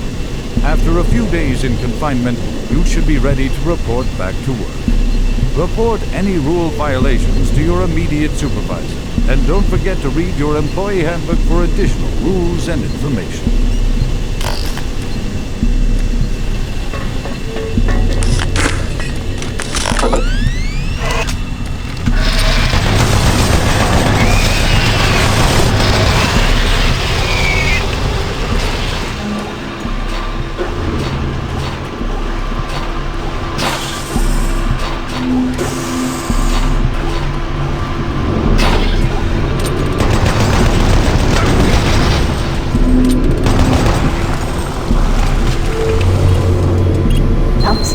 Shut down.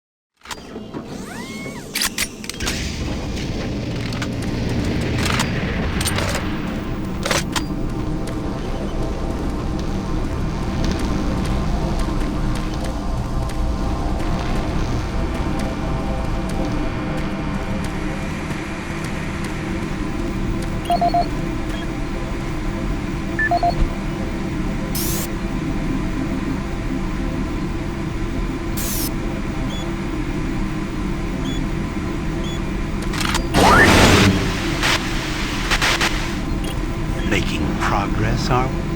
And in such a hurry to find us, to find me. There's no need to rush. I am everywhere, and everything here is mine. It's a pity you did not alert the fleet, but it is of no consequence. I'll alert them myself. They will come to the rescue and be consumed by my legion. We will use their ships to bring this hell to Earth. You won't live to see it. And you will die long before you have a chance to warn them.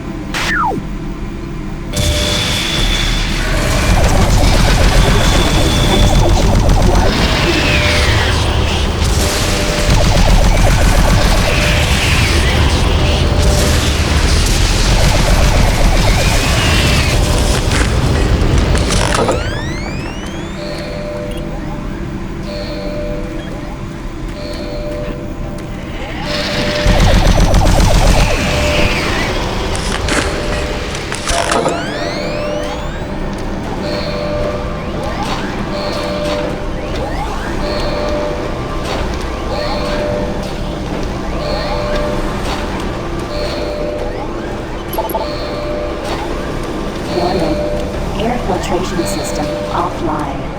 Toxicity level increasing.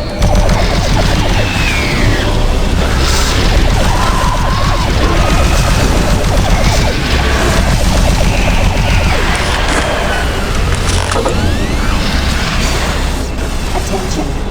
Due to the threat of external contamination, hazard doors sealed.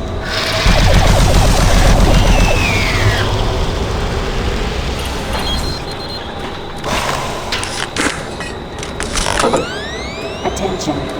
Due to the threat of external contamination, hazard doors sealed.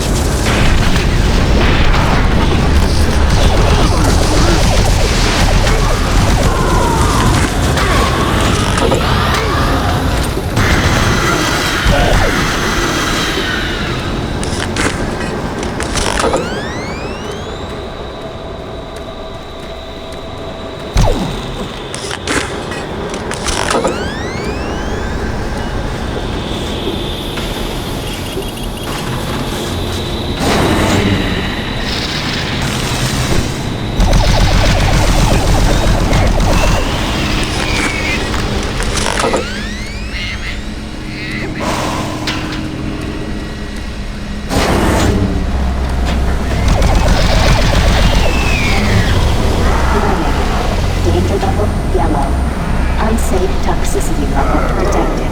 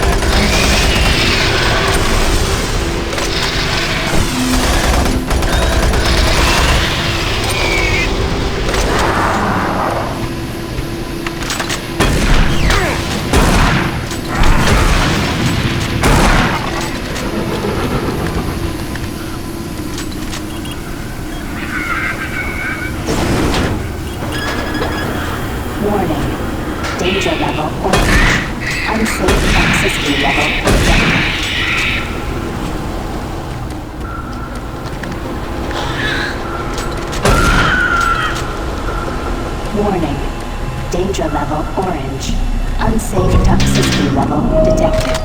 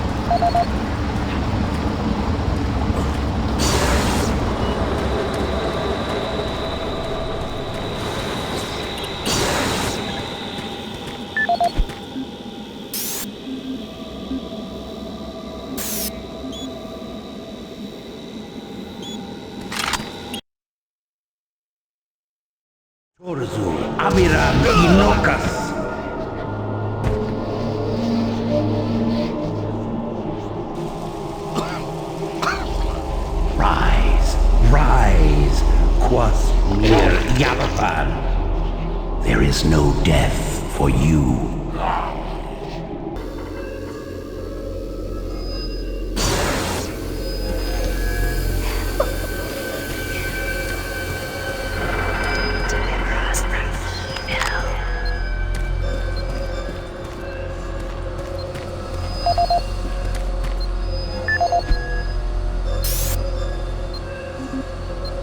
This is the audio log of Engineer Sam Harding, dated April 5th, 2145. I have just completed repairs on the magnetic locks and have significantly reprogrammed the pressure sensors on the monorail systems.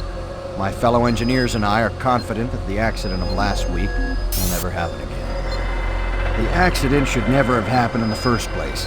The internal sensors led the computers to believe that there was a vacuum inside the vehicle. Unfortunately, the computer decided that the only way to fix this pressure discrepancy was to open all doors in an attempt to equalize pressure with the outside. In going over 15,000 lines of code today, I can see no reason for this tragic event to have occurred. But somehow, the logs show the discrepancy is clear as day. Honestly, this looks to me like another case of a solid system going to hell in a handbasket. I'm confident that the layers of protection I added to the code today will prevent any such occurrences from happening again. I'm off to meet Engineer Jim Torben at the access doors to the Delta Complex platform to try and troubleshoot a faulty track sensor that's been causing the door to stick.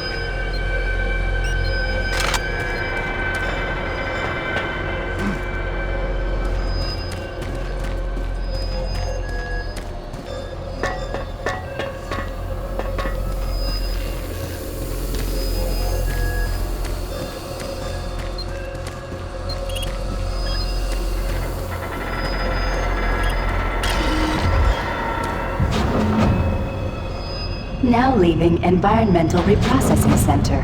Next stop, Site 2. Who are you? What are you doing?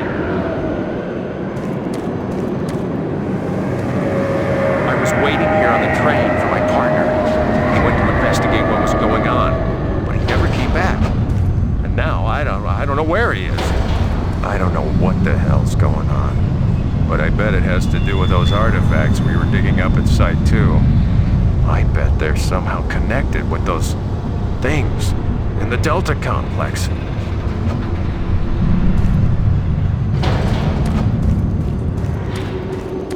Remember, safety first.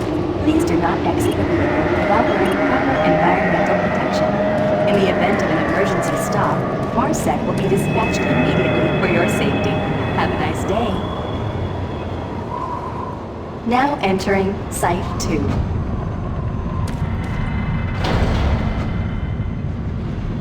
Warning, airlock malfunction. Please contact engineering to facilitate repairs. Thank you, and have a nice day. The Delta Complex isn't safe. You're crazy if you're going there.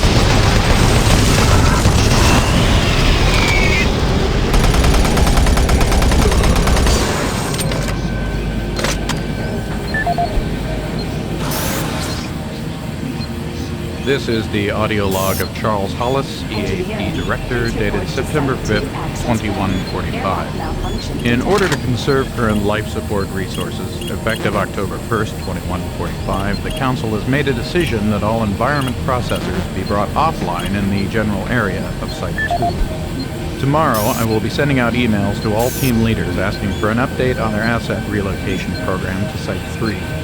We feel that we have unearthed enough useful material as it pertains to the project from Site 2, and choose to now devote resources in the exploration of Site 3.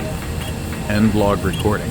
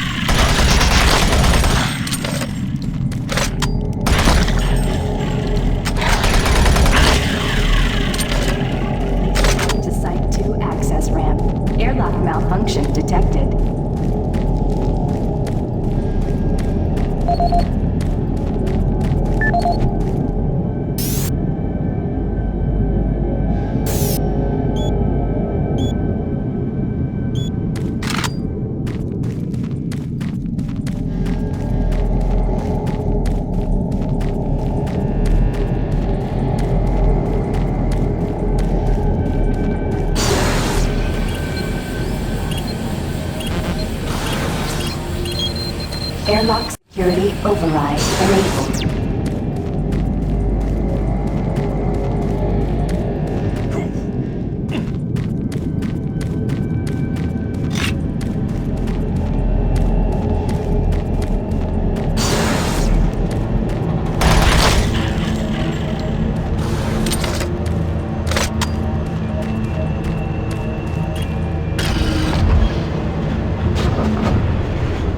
Now leaving Site 2.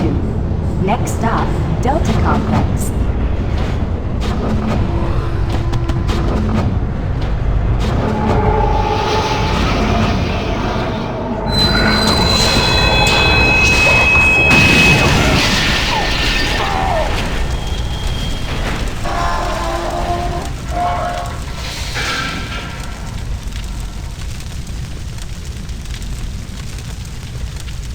Engineering, please report to Delta Complex access ramp. Track sensor failure detected.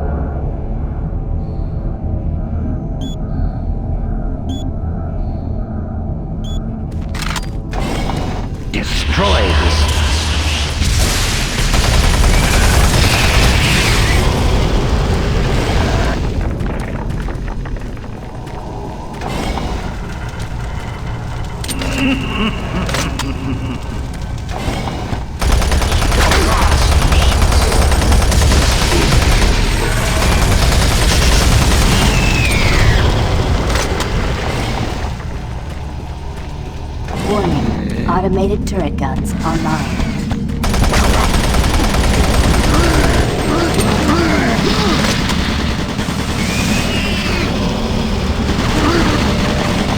Warning, automated turret guns online.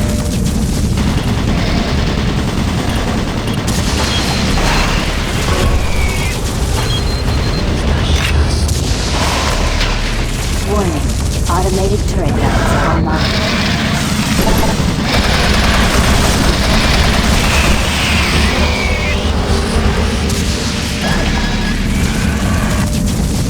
Warning, automated turret guns online. Attention, automated turret guns offline.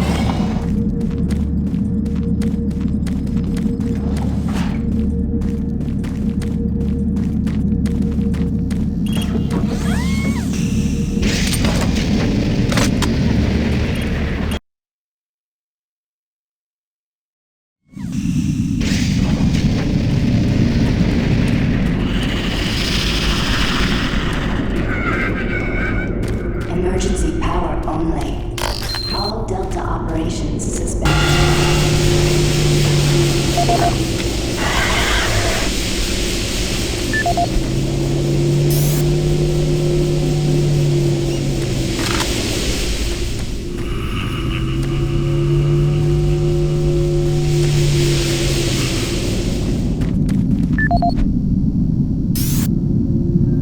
This is the audio log of Robert Price, Delta Operational Director in charge of personnel, recruitment, evaluation, and placement. Assignment of engineers to the lower Delta labs has become almost impossible. In 6 months, we've gone from a volunteer surplus to a critical deficiency of qualified personnel willing to accept assignment. Increases in both pay and benefits have done little to help this situation. Through exit interviews as well as the weekly Delta medical brief, it's become apparent to everyone that the rate of sudden and unexplained mental illness is way beyond acceptable levels, even from ours. They're derogatorily being called sub-delts up here, and I have a feeling this attitude will spread to other parts of the UAC. End of log. This is the audio log of Robert Price, Delta Operational Director in charge of personnel, recruitment, evaluation, and placement. Disciplinary Action Report 40C-8, responding to Mars City Administration request. Delta Labs 1 is currently addressing a problem concerning theft of security equipment. 4 members of the security detail assigned to the Delta Labs have been reprimanded with 3 others under investigation. It seems caches of weapons, armor, and ammo have been discovered in various places throughout the Delta Labs. We've located some of the missing equipment and have information that we hope will lead us to more. I have a team investigating storage room 21D with security code 298, where I've learned stolen items may be located. I hope to recover all items and find all personnel responsible. End of log.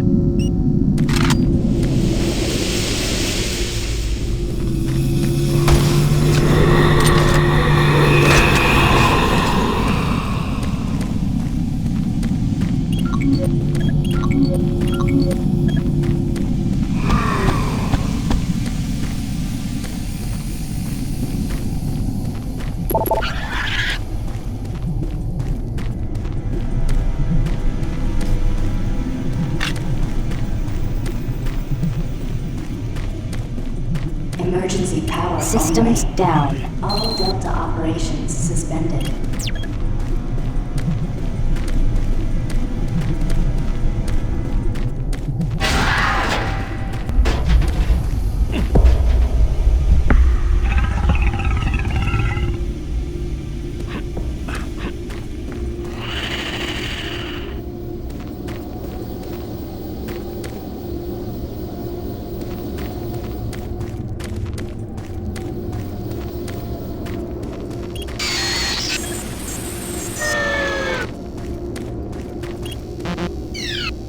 Emergency power only. All Delta operations suspended. Watch us, oh Lord.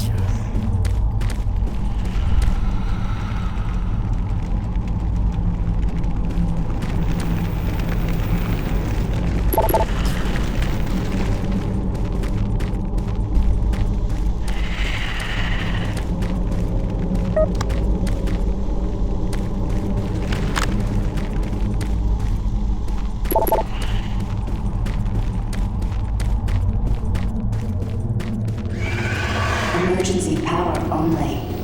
All Delta operations suspended.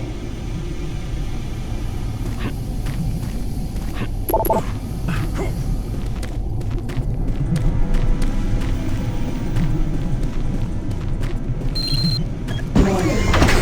Reactor core offline. Lose all safety procedure. Orange.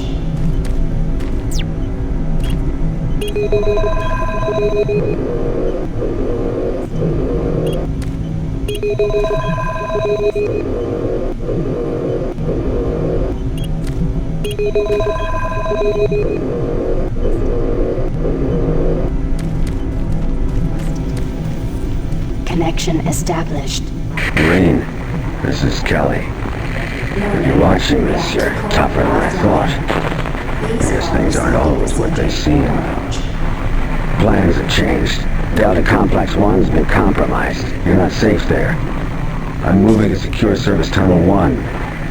It's not far from your position. We'll meet there.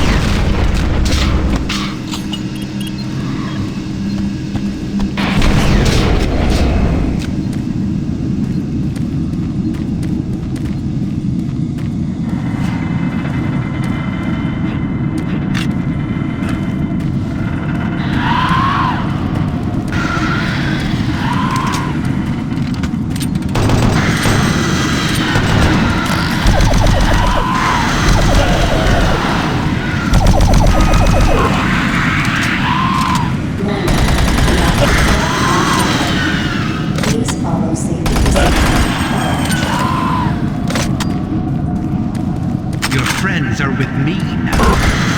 Soon, you join them.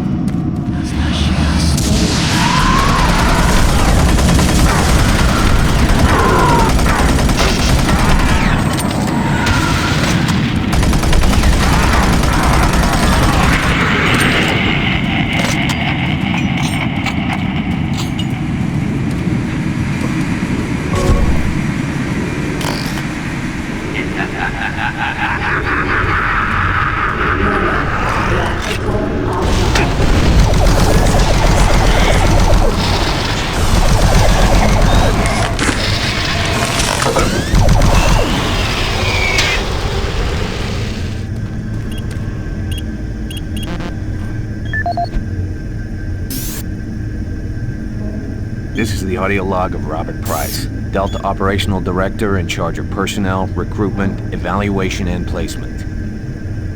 Disciplinary Action Report 40C-8, responding to Mars City Administration request. Delta Labs 1 is currently addressing a problem concerning theft of security equipment. 4 members of the security detail assigned to the Delta Labs have been reprimanded with 3 others under investigation.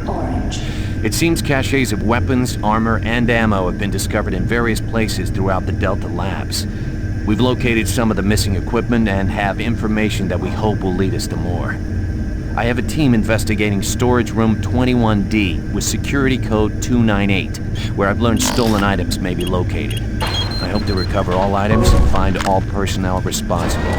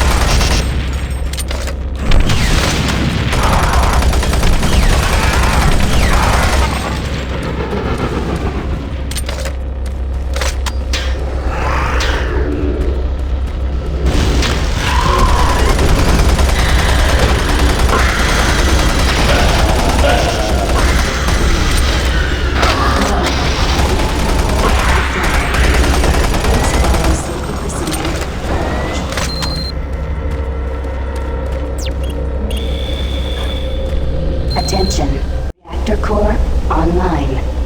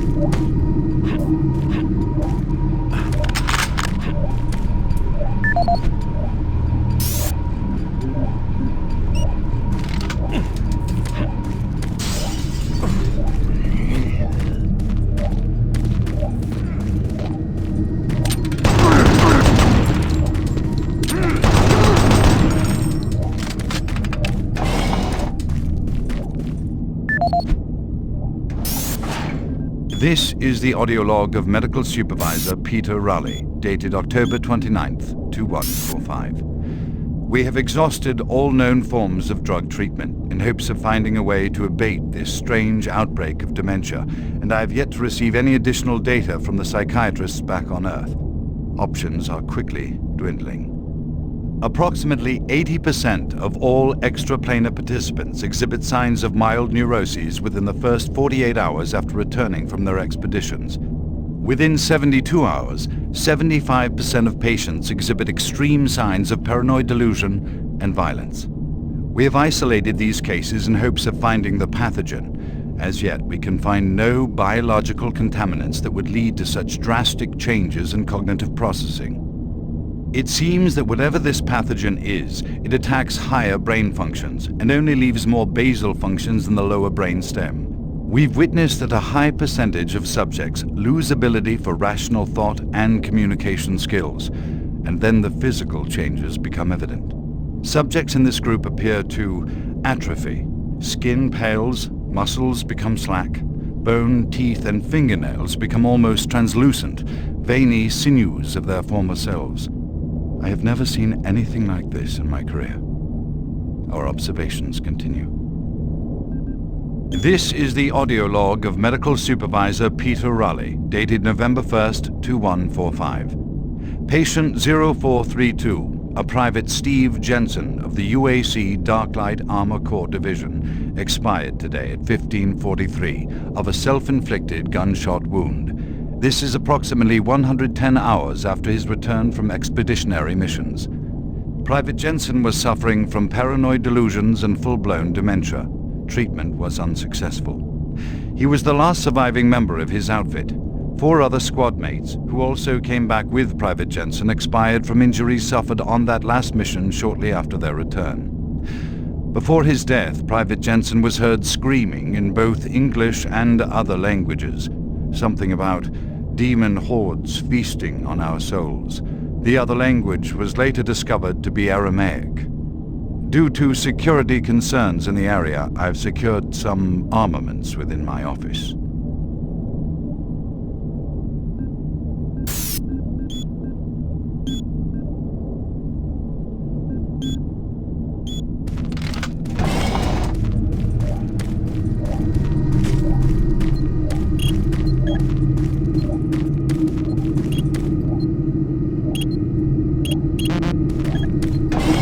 Progress, Marine. Your journey is futile. You will die, and your soul will die.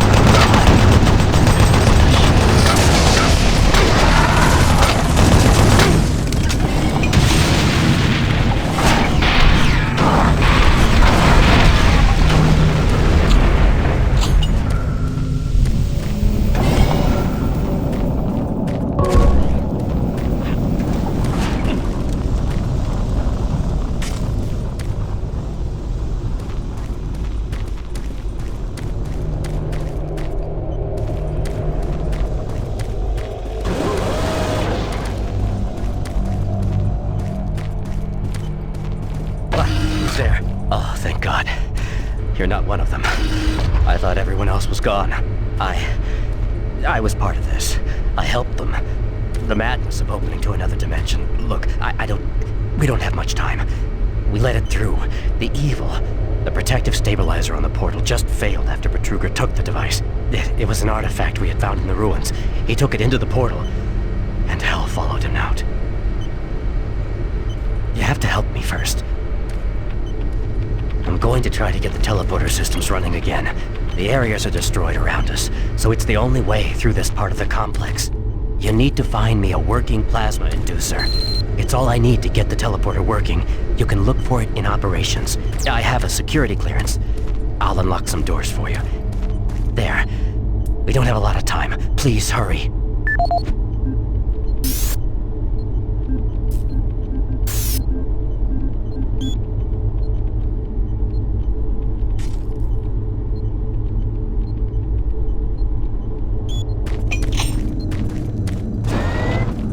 Decontamination process started.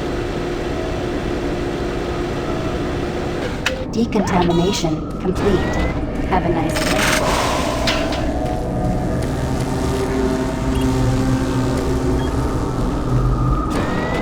Decontamination process started. Decontamination complete. Have a nice day.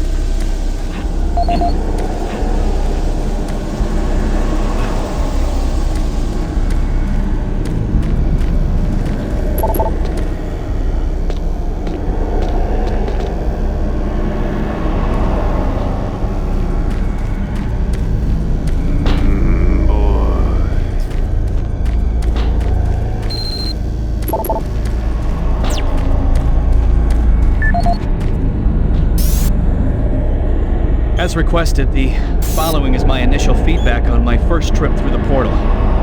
Private First Class Frank Cinders, dated October 15th, 2145. I don't know exactly where to begin. Obviously, I survived the first trip. Feel no worse for the wear. Any symptoms reported by the others who have gone in before me. As requested, the following is my initial feedback on my first trip through the portal. Private First Class Frank Cinders, dated October 15th, 2145. I don't know exactly where to begin. Obviously, I survived the first trip and feel no worse for the wear.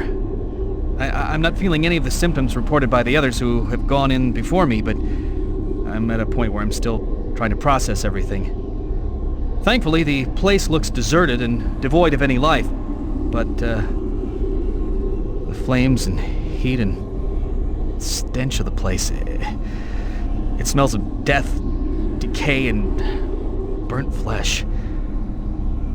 Tomorrow we're going back in with some of the eggheads, Science Division, to start securing forward positions, and we expect to start sending out the mapping droids at the same time. feel I must admit on a personal note that I've got a really bad feeling about this. I don't understand what we're doing there or what we hope to prove. PFC Cinders, signing off.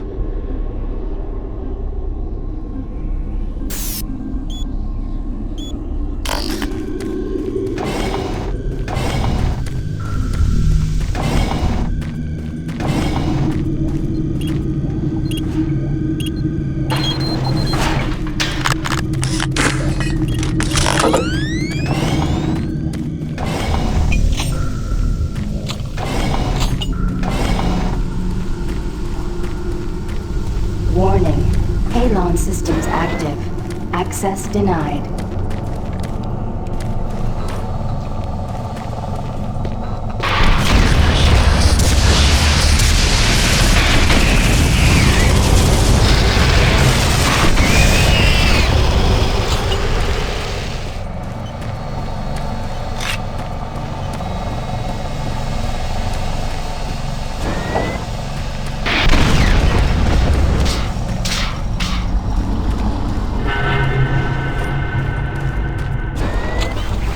Medical Report 16-8, dated November 2nd, 21.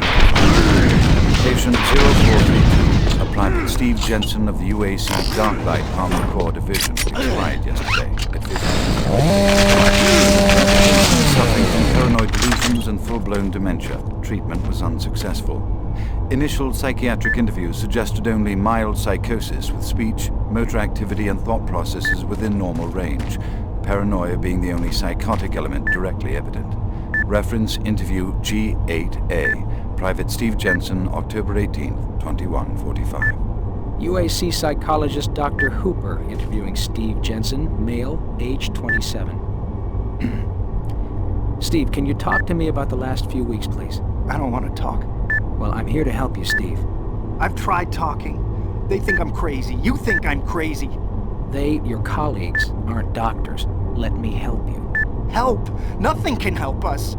Prior sessions over a period of 72 hours reveal rapid deterioration of both physical and mental capacity, with behavior inconsistent with any known patterns. The patient was responsive for brief periods and had to be restrained during interviews. Reference interview H-3-2, Private Steve Jensen, October 21st, 2145. Tell me what you see, Steve. I don't want to see it anymore. I don't want to feel it. They'll be here soon, and then you'll see it. Can you talk about what you see?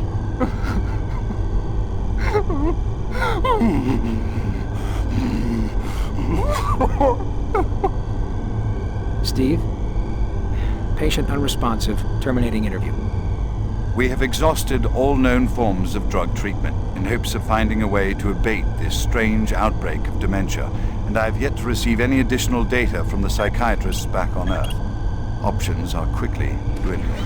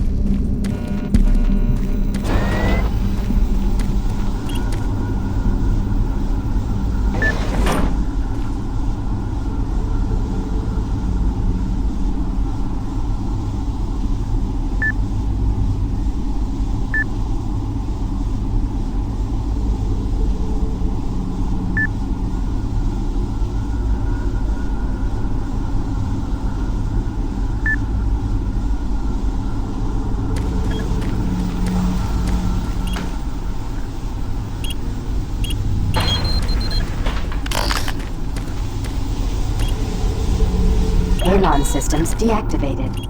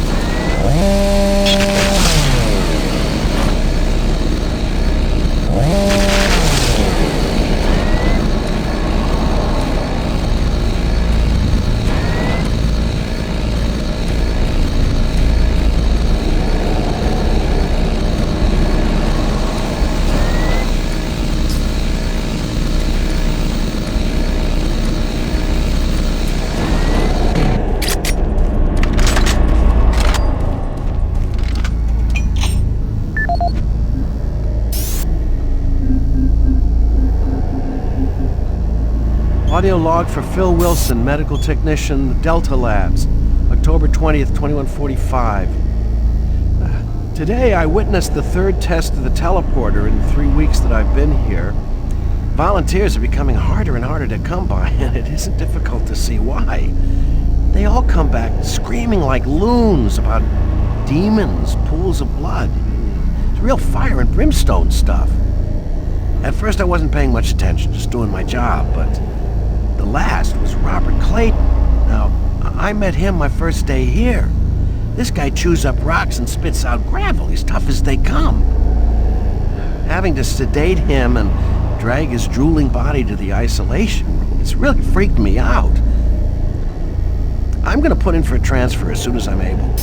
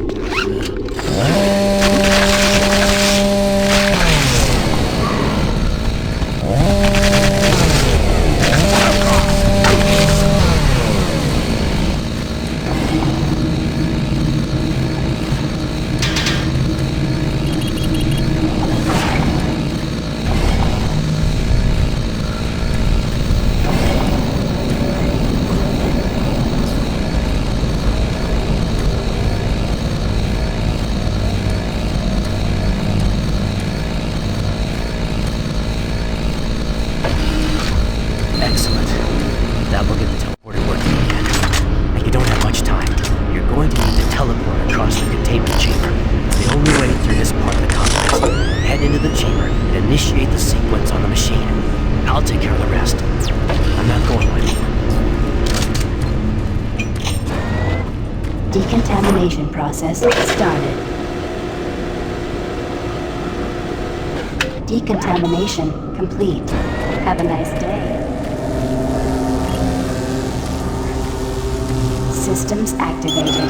Teleportation will commence in T-3, 2, 1.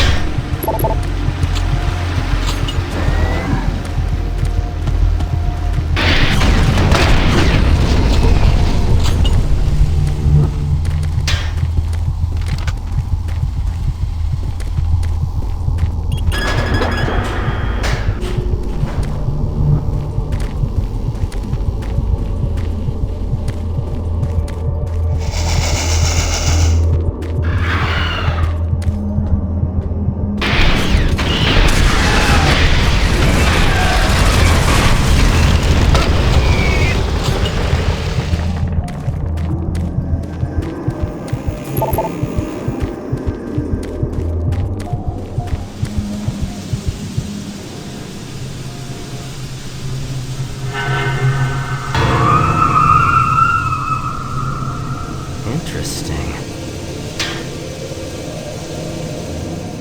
Ah, you surprised me.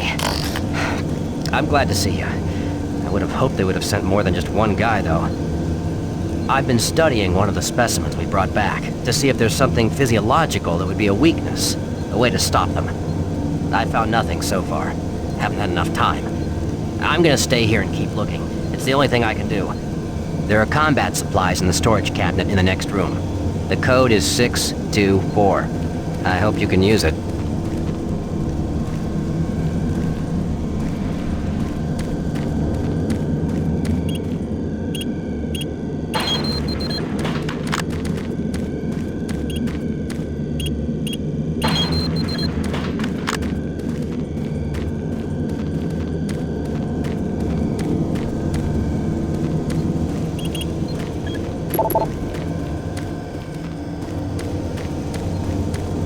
I'm gonna stay here and keep working. I'll upload my findings into the database.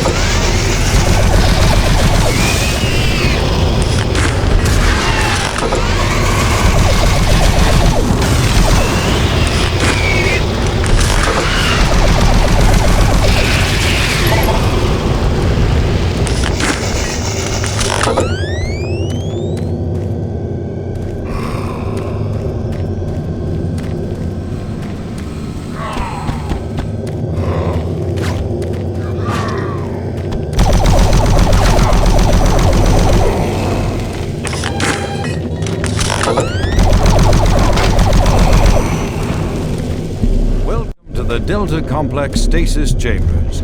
This facility was constructed to house and study the extra-dimensional beings, which were recovered during some of the first teleporter tests originating from Delta Level 3. While little is known about their native environment, the specimens appear to be carbon-based lifeforms with extremely high heat tolerances. The epidermal tissue is extremely resilient to abrasion or incision, which has complicated internal studies. Observational studies have shown incredible strength and agility, as well as the ability for some specimens to manifest and control cohesive plasma masses. The method by which these plasma masses are created is yet unknown. It is believed that the specimens possess a rudimentary intelligence and social structure, as was demonstrated during the first tragic expeditions through the portal.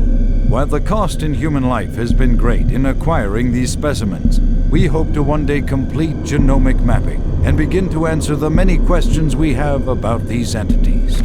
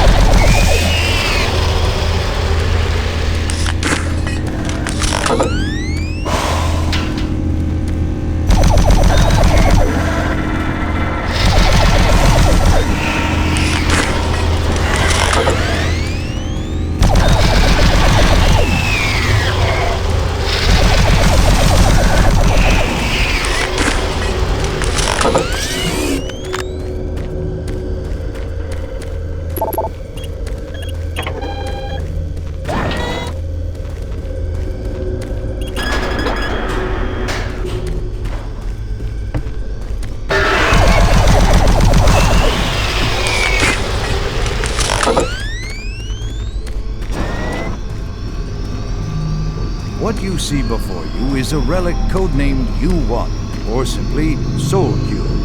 It was discovered in 2104, located in a geographic region where UAC researchers have unearthed evidence of a long-lost civilization. We know nothing of this civilization other than they existed, and that they were all wiped out in some type of cataclysmic event, according to what we've been able to decode from stone tablets found throughout the ruins. What clues we have been able to piece together reveal a culturally advanced society whose technology can only be described as mystic, as evidenced by U1's strange characteristics. Efforts to further examine U1 have been futile. Mass spectrometer and radiation scanning methods have failed to provide reliable identification of the molecular makeup of this artifact. The object cannot be weighed, and in all tests we've been unable to determine its mass. All attempts to physically manipulate or open the artifact have been met with no success. We also have had no success in deciphering the symbols adorning U1. What we do know is that the thermographic readings are constant, unwavering temperature of 98.8 degrees Fahrenheit. Our research continues, and we hope that with continued investment and research, we can, one day soon, learn to exploit the technologies that make up U1.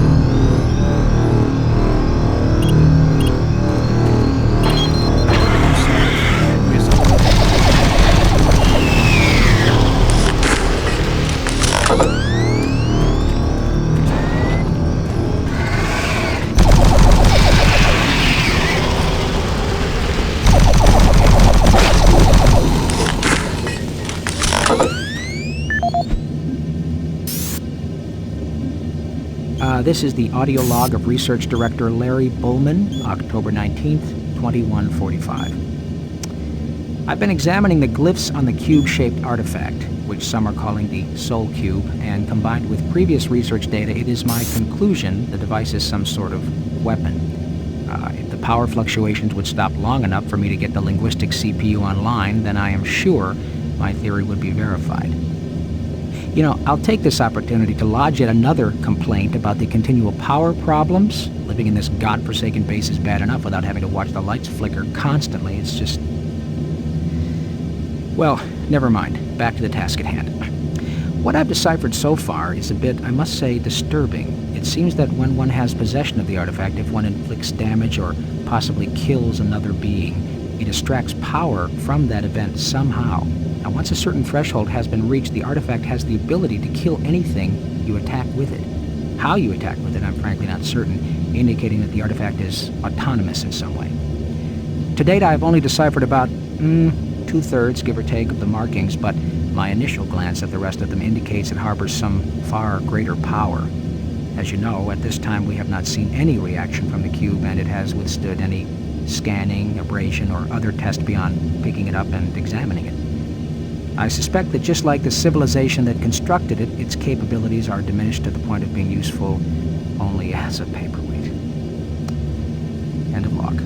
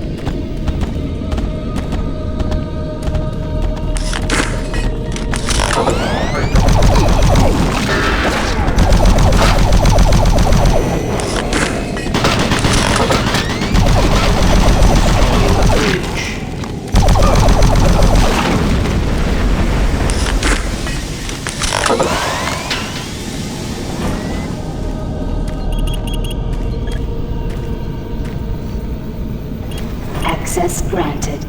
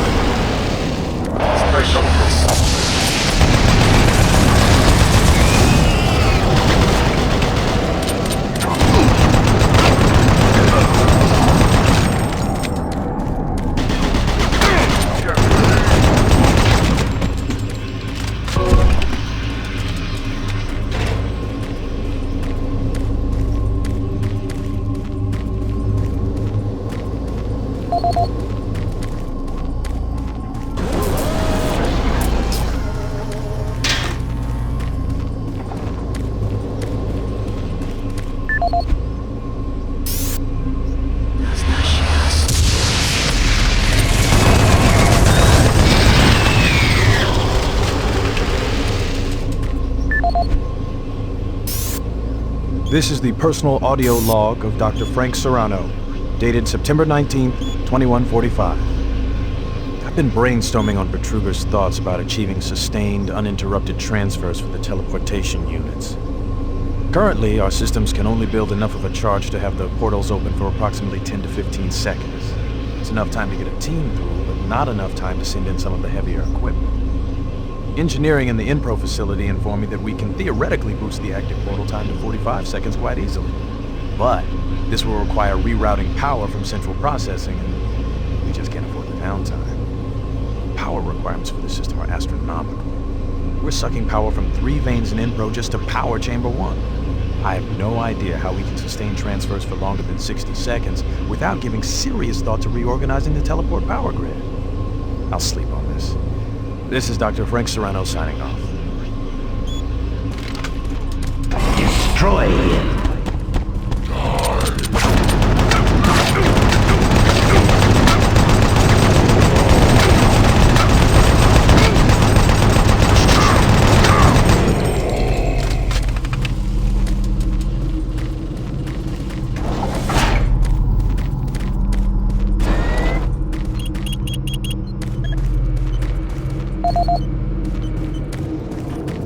Decontamination chamber sequence initiated.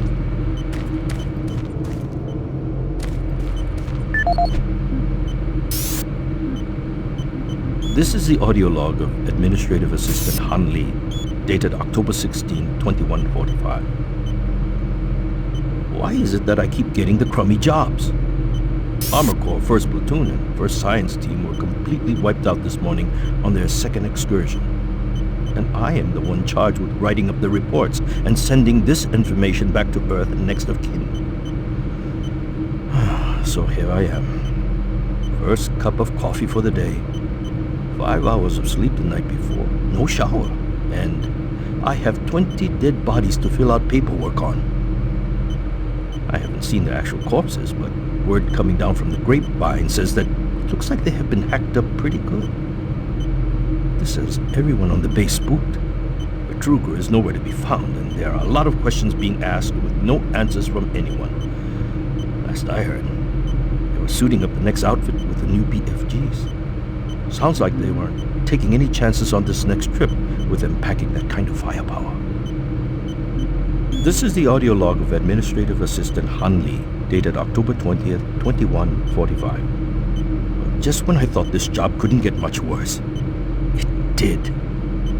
Delta scientists sent another group of researchers through the portal 2 days ago, and they failed to return at their scheduled time. Radio transmissions to the research party have gone unanswered. Even our LZ tracking systems can't find them. We fear that they are dead. Losing lives is one thing, but losing our proprietary technologies is another. The team was equipped with the newest BFG weaponry. We fear here, those guns may have fallen into the hands of those that killed them. We don't know who or what is behind that portal, but until we find out where our guns are, I'm suggesting we suspend operations to the portal. Thank you. End of log.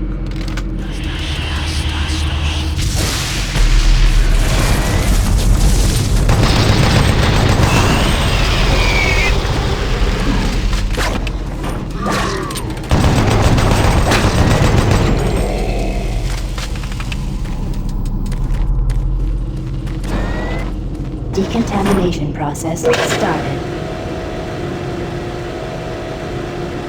Decontamination complete. Have a nice day.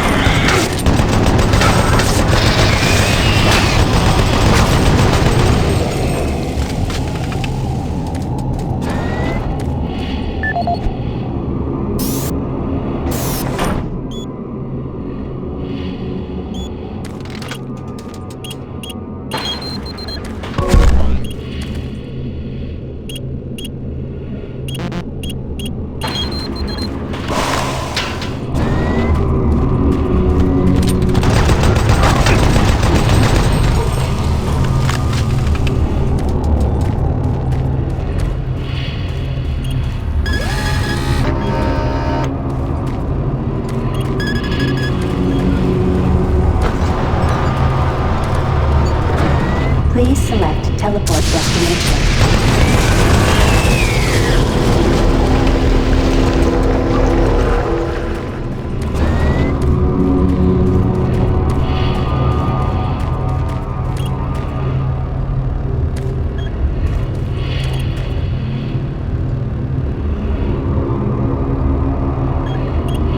Pad 2 selected.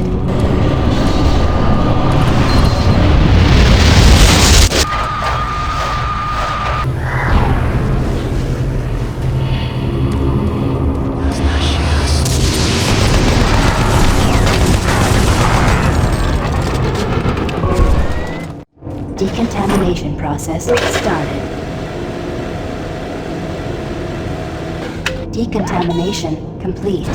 Have a nice day. My patience with you is wearing thin.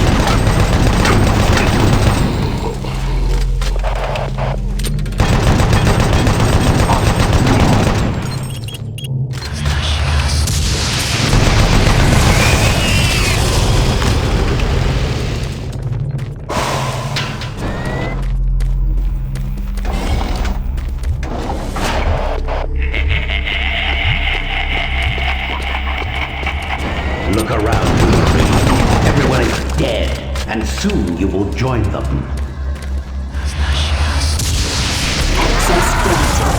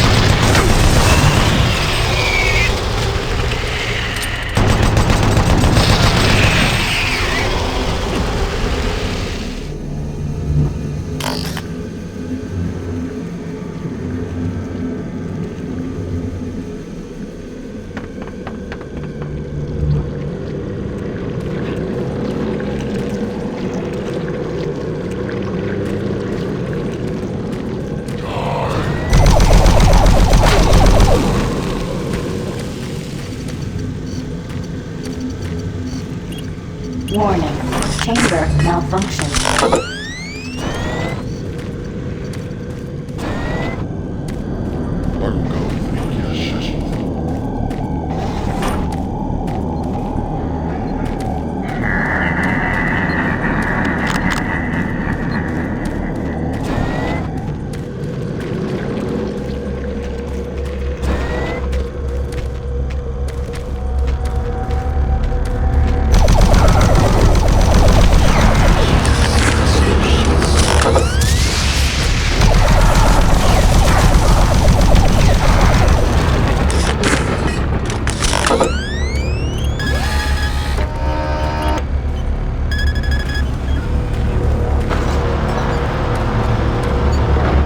Please select teleport destination.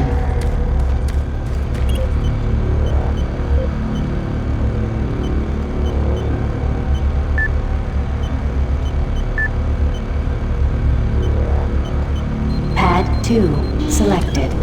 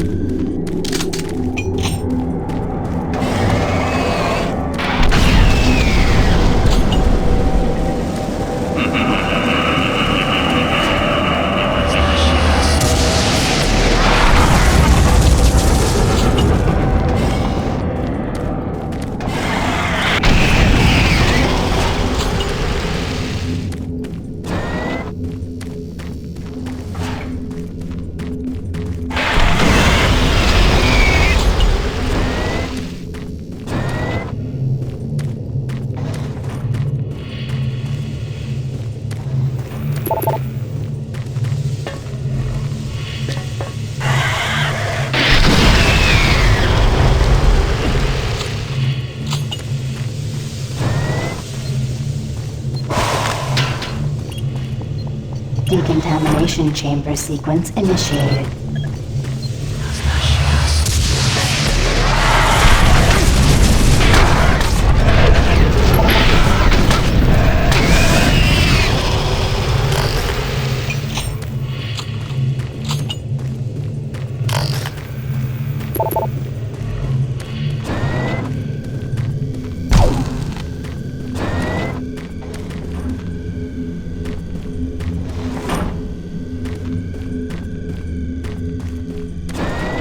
Decontamination process started. Primary system failure. System shutdown. Backup systems online. Stop him! Maintenance personnel needed from Chamber 3.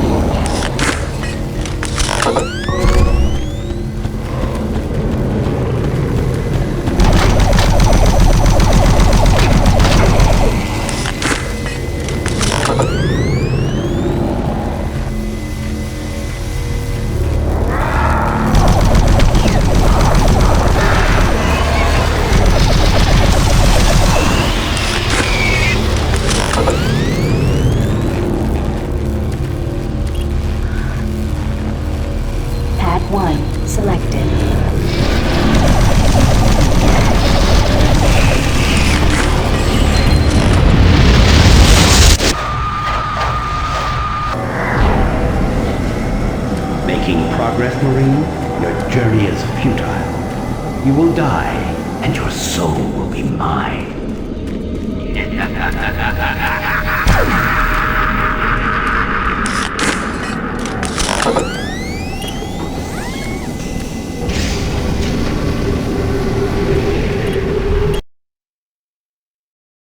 You will never find the thing you seek.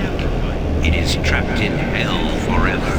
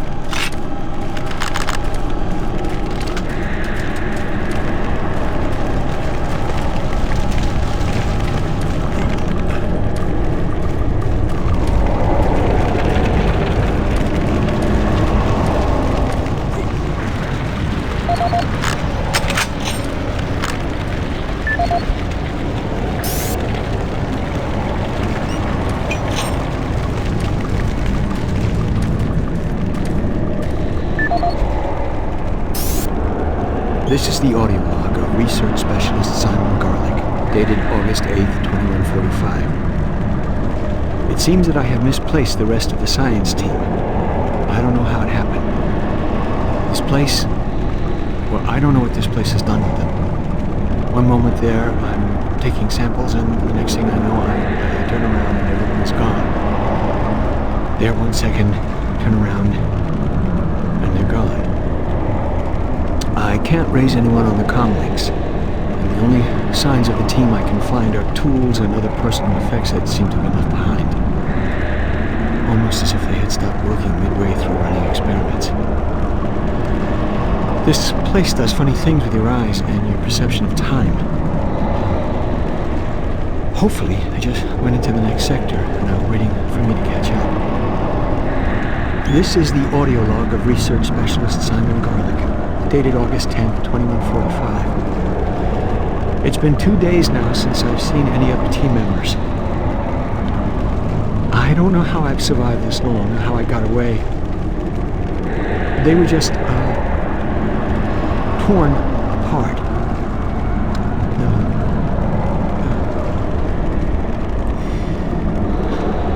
They could only be described as demons. I have never seen such a big thing move so quickly. Oh dear God, what has happened to us? The teeth. That's the last thing I remember seeing. Teeth. The sounds. Words cannot describe. I'm sure it's just a matter of time before they find me again. I'm convinced they are toying with me, allowing me to stay 2 steps ahead of them. I can see them in the shadows sometimes.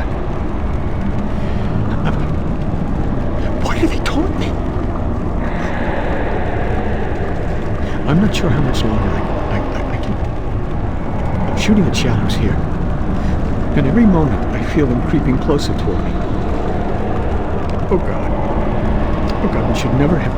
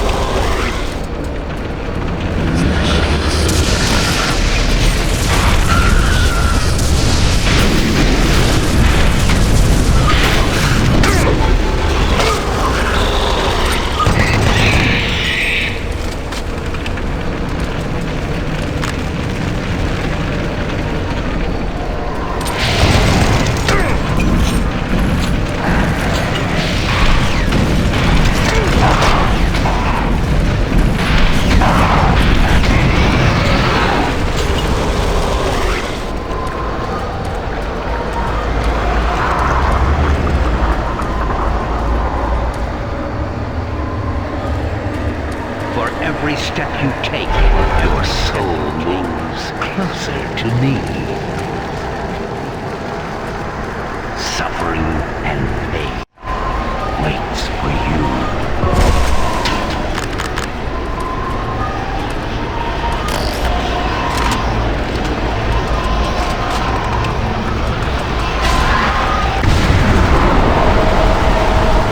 Save us.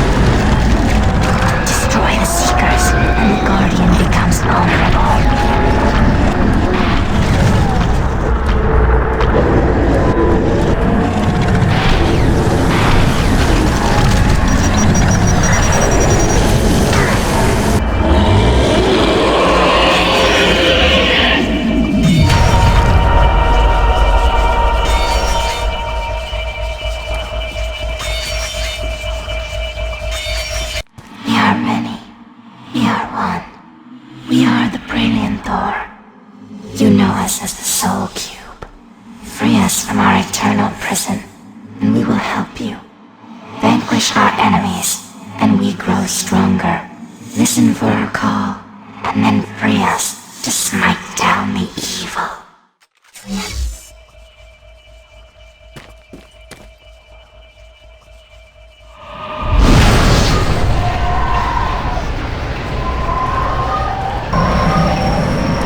Destroying evil gives us life and makes us stronger. Unleash us when you hear our call. We will pass the life force of those who slay to you. We will see a great battle. The outcome is not clear. We are the only way to destroy Hell's mightiest warrior.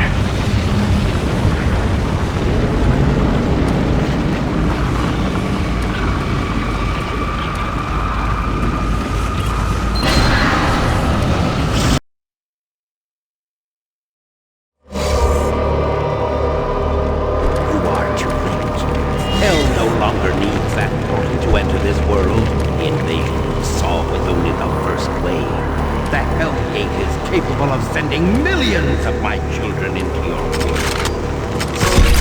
The fleet from Earth will be here, and with their ships, we will bring this hell to Earth.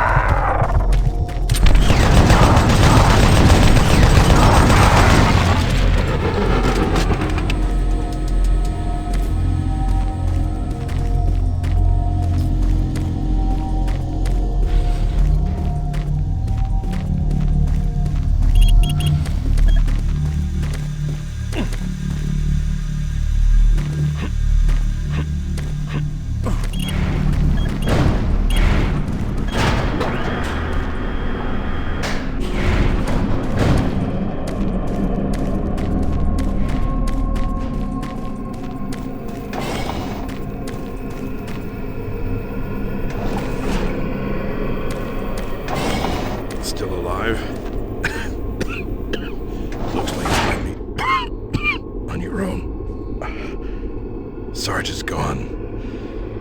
They've got to him. I don't know how long he's been working against us.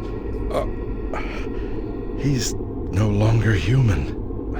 Campbell went after him. He's got to be stopped. Hell is breaking through in the caverns. If that portal isn't closed before those ships arrive, Earth will be destroyed. Earth. That's what they've always wanted. They were there once. Lost it in the dawn of time. Now it's so close. They can taste it. It's up to you now. Take my PDA, it's got what you need. Good luck.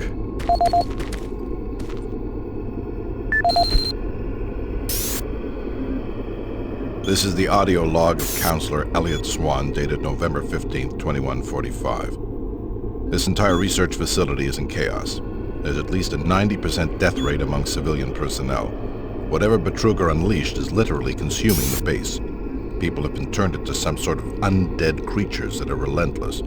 Campbell and I are making our way towards the communications facility. We must stop all communications. If a distress call leaves the base, then everyone here and on Earth is doomed. This is the audio log of Counselor Elliot Swan, dated November 16, 2145. Campbell and I were unable to reach the main portal in the Delta Complex, but that portal may be inconsequential to a more disturbing discovery. We have uncovered reference to another portal, created by the demons themselves, a passageway between Hell and Mars. We suspect it resides within the cavern somewhere near the archaeological dig. The fleet is on its way. Campbell and I will attempt to move there and somehow either shut it down or destroy it. That hellhole must be closed before the fleet arrives.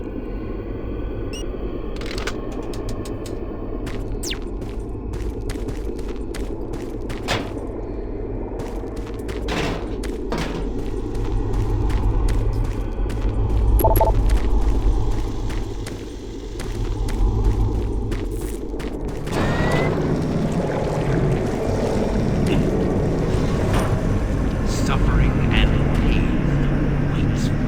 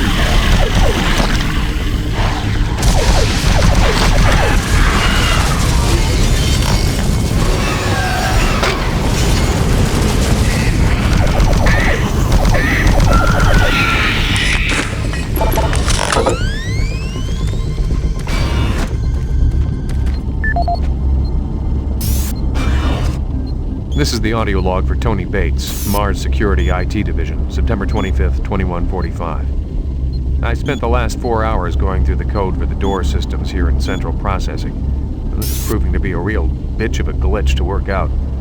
I've traced through every system I could think of, and access to Lab A continues to be problematic for the time being. All the regular access codes seem to be working fine, but the database will not allow access rights to be granted to new visitors.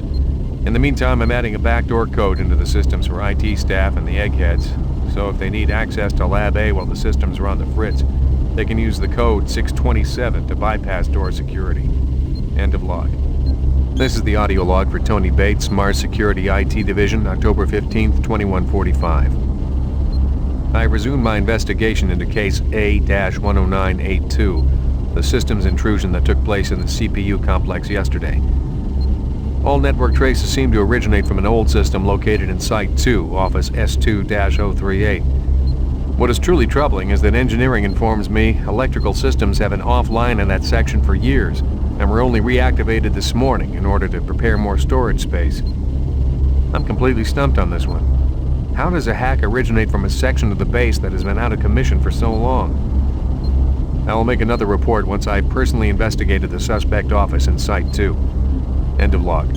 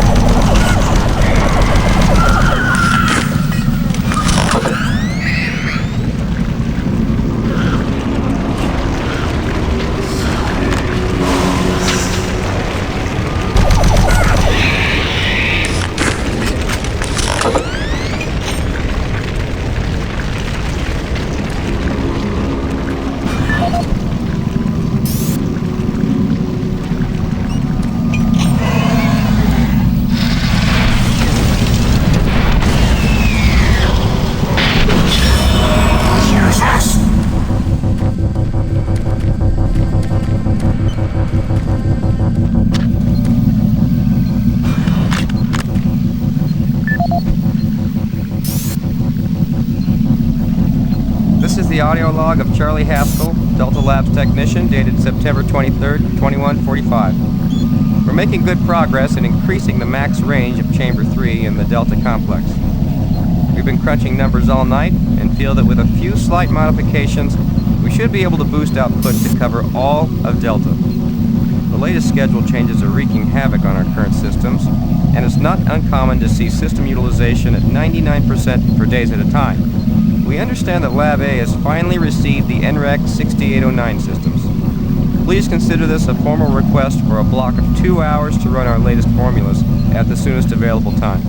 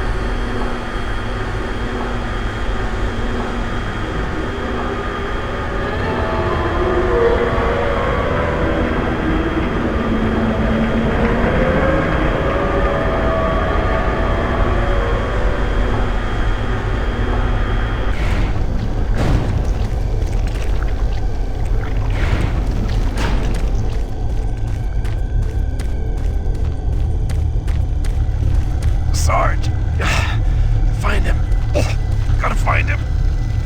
My gun. He's got my gun.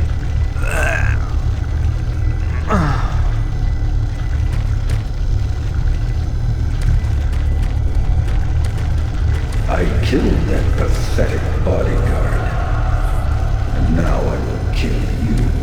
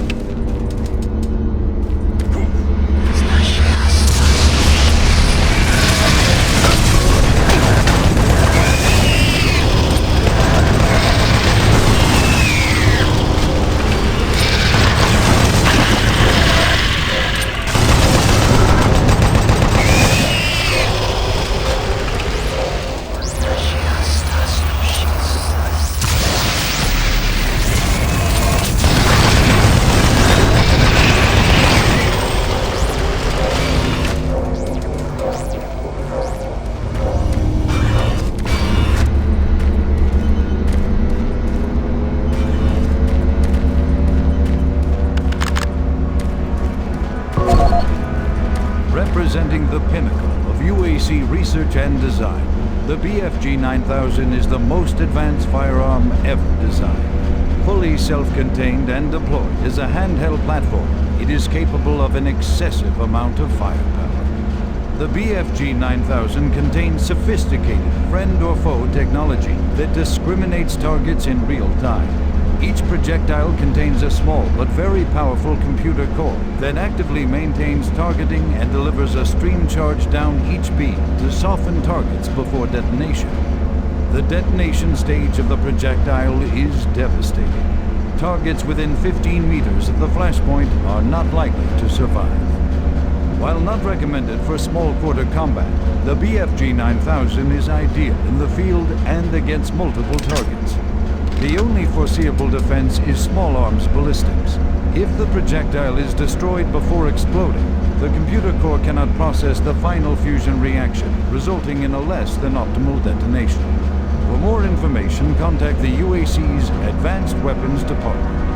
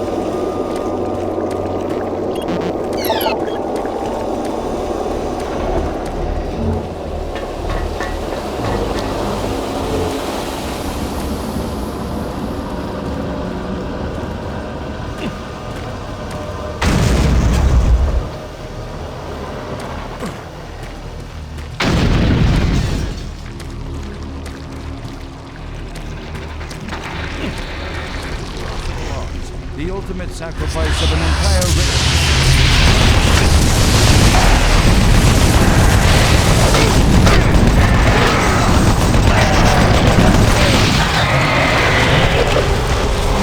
By their mightiest warriors.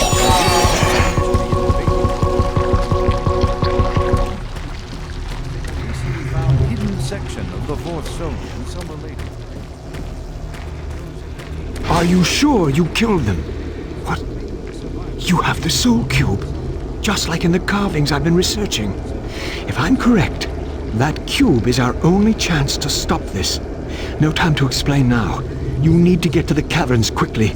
Take my PDA. It's right there on the desk. It's got security codes for the area, and my research logs on it. It'll help. I can't go with you. I need to finish my work here. Good luck.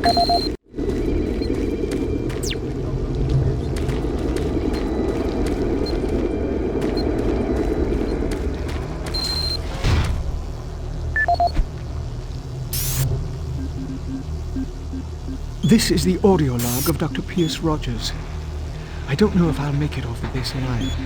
I don't have much time, so I'll sum up what I have quickly and upload the rest of my finding into the databank. I hope someone finds them. It was all on the stone tablets, all the answers. I can't believe we never saw it. It was as plain as day. If we had only slowed down the development of the teleporters and tried to really learn what the tablets were trying to tell us, trying to warn us.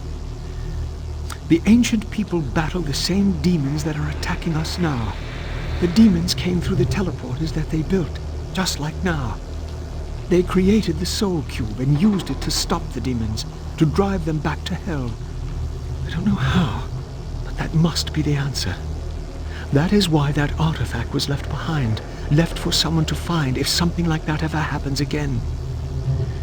I can't reach Delta from here. I won't make it. And I truly hope and pray someone finds the Soul Cube. And it helps. Lord, help us. End of log. This is Dr. Pierce Rogers, lead archaeologist currently stationed on Mars.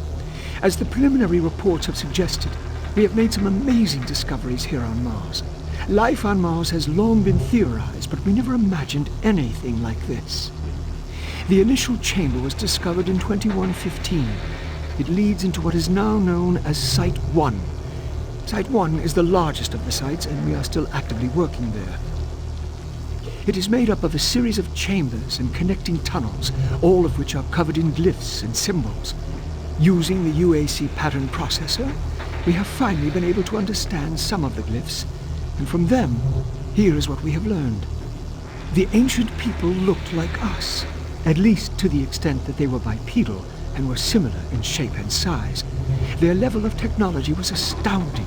For instance, the glyphs at each site were carved into the rock by some sort of machine, and each one is precisely cut from the stone. It far exceeds the precision of anything we can do. They had a social structure that seemed very aristocratic, with a lot of emphasis on social stature and structure. Site 2 is a much smaller set of chambers, mostly containing burial sites, temples, and various amounts of individual artifacts. This site has been photographed and cleared out, and all material is back on Earth for study and review. Site 3 produced our prize artifact, what we call the Soul Cube. If you have read or seen the other material, you probably know that this once grand civilization was attacked by some unknown force. And if we can believe what is written in stone, they sacrificed most of their society to drive the invaders back. There are additional reports filed on the Soul Cube with Central Administration. We also recovered several other device-type artifacts. They are not as ornate as the Soul Cube, but each appears unique. We are still learning how to interpret all of the glyphs, and hopefully, once we have that completed, the science teams can provide more detailed information on their technology. Now, these are truly unique and special times for archaeologists. Of the surrounding area and carbon dating of the tablets brought UAC researchers to the conclusion that the tablets belonged to a civilization that existed millennia ago and were placed in the Holy Spirit.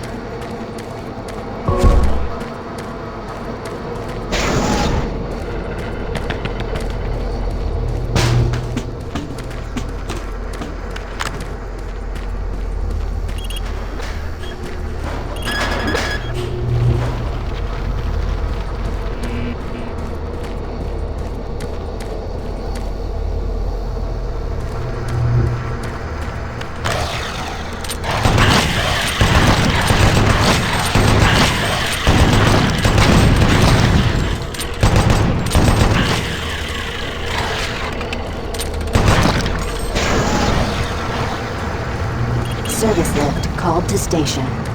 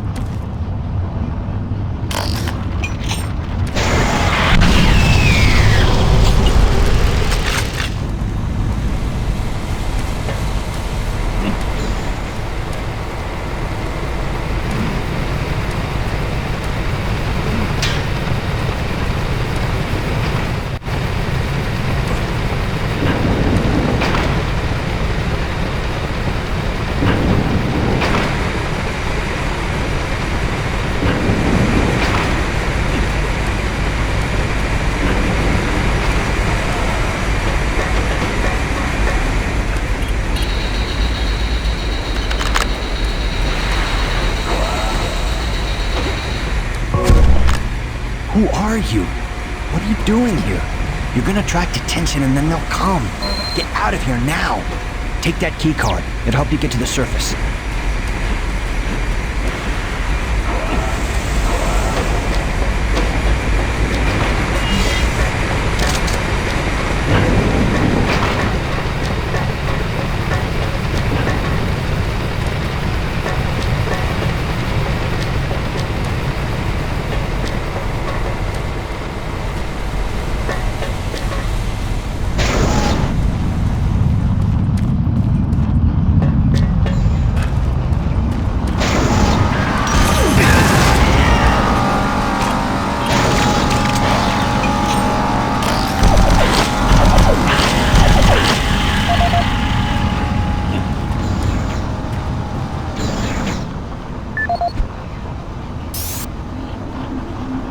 Audio report regarding dangerous working conditions in caverns below Delta.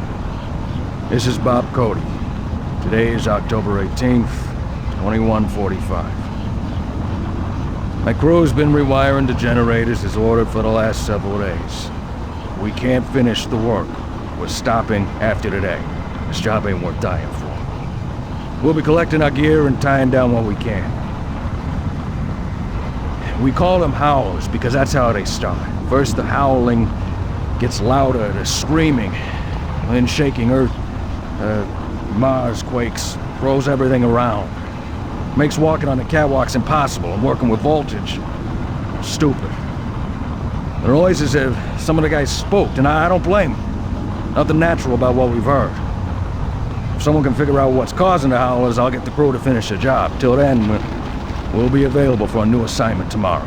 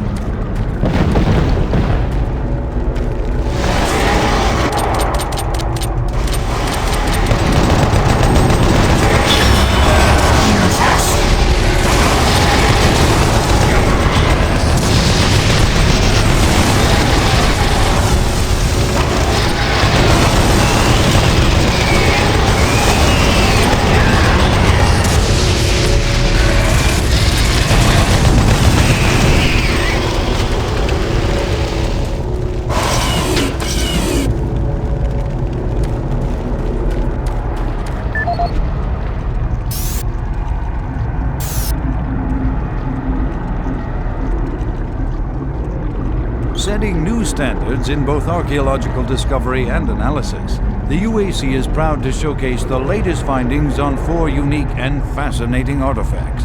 These tablets were originally discovered in the dig site under what has become known as Site 3. Subsequent examination of the surrounding area and carbon dating of the tablets brought UAC researchers to the conclusion that the tablets belonged to a civilization that existed millennia ago and were placed in a holy burial ground of some sort. Utilizing the best minds in linguistics and UAC proprietary pattern recognition software, the tablets were exhaustively examined. What we found was fantastic. The first tablet provided us with a wealth of scientific data, specifically detailing the mathematical concepts behind teleportation. UAC researchers used this information as the cornerstone for building the Delta teleportation devices. The second and third tablets illustrate an epic story, a story of war, and how, faced with impossible odds, the ultimate sacrifice of an entire race to achieve victory.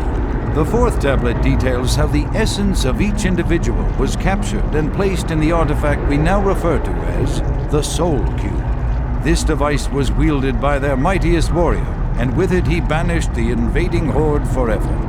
Our researchers are still analyzing a recently found hidden section of the fourth stone and some related fragments.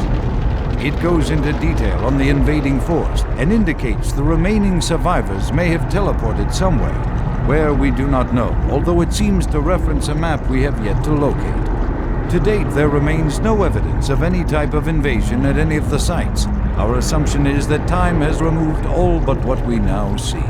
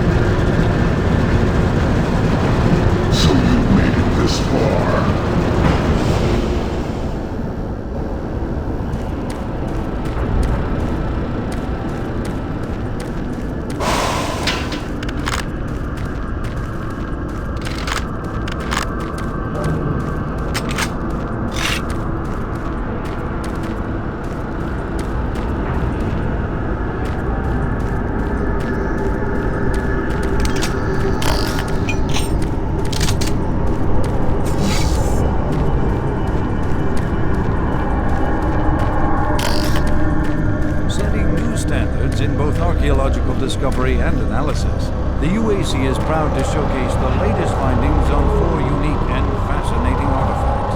These tablets were originally discovered in the dig site under what has become known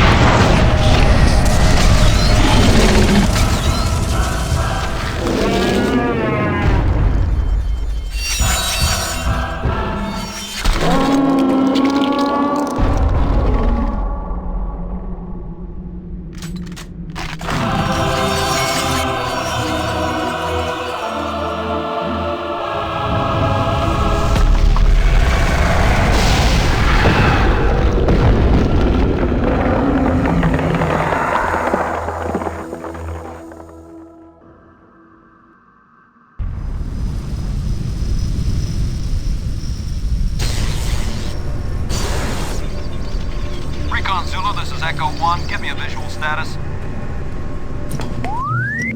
Echo 1, this is Recon Zulu. We've got massive damage all over the base. This place looks like hell. I've got life signs on the bioscanner. Eyes sharp. Echo 1, we've got a survivor, a Marine. Corporal, you hear me? You alright? Can you hear me? Echo 1, this is Recon Zulu. Prepare for medevac. Copy that. Have you located Counselor Swan? Yes, sir. He's dead. Roger, Recon 1. What about Dr. Betruger? He's nowhere to be found, sir.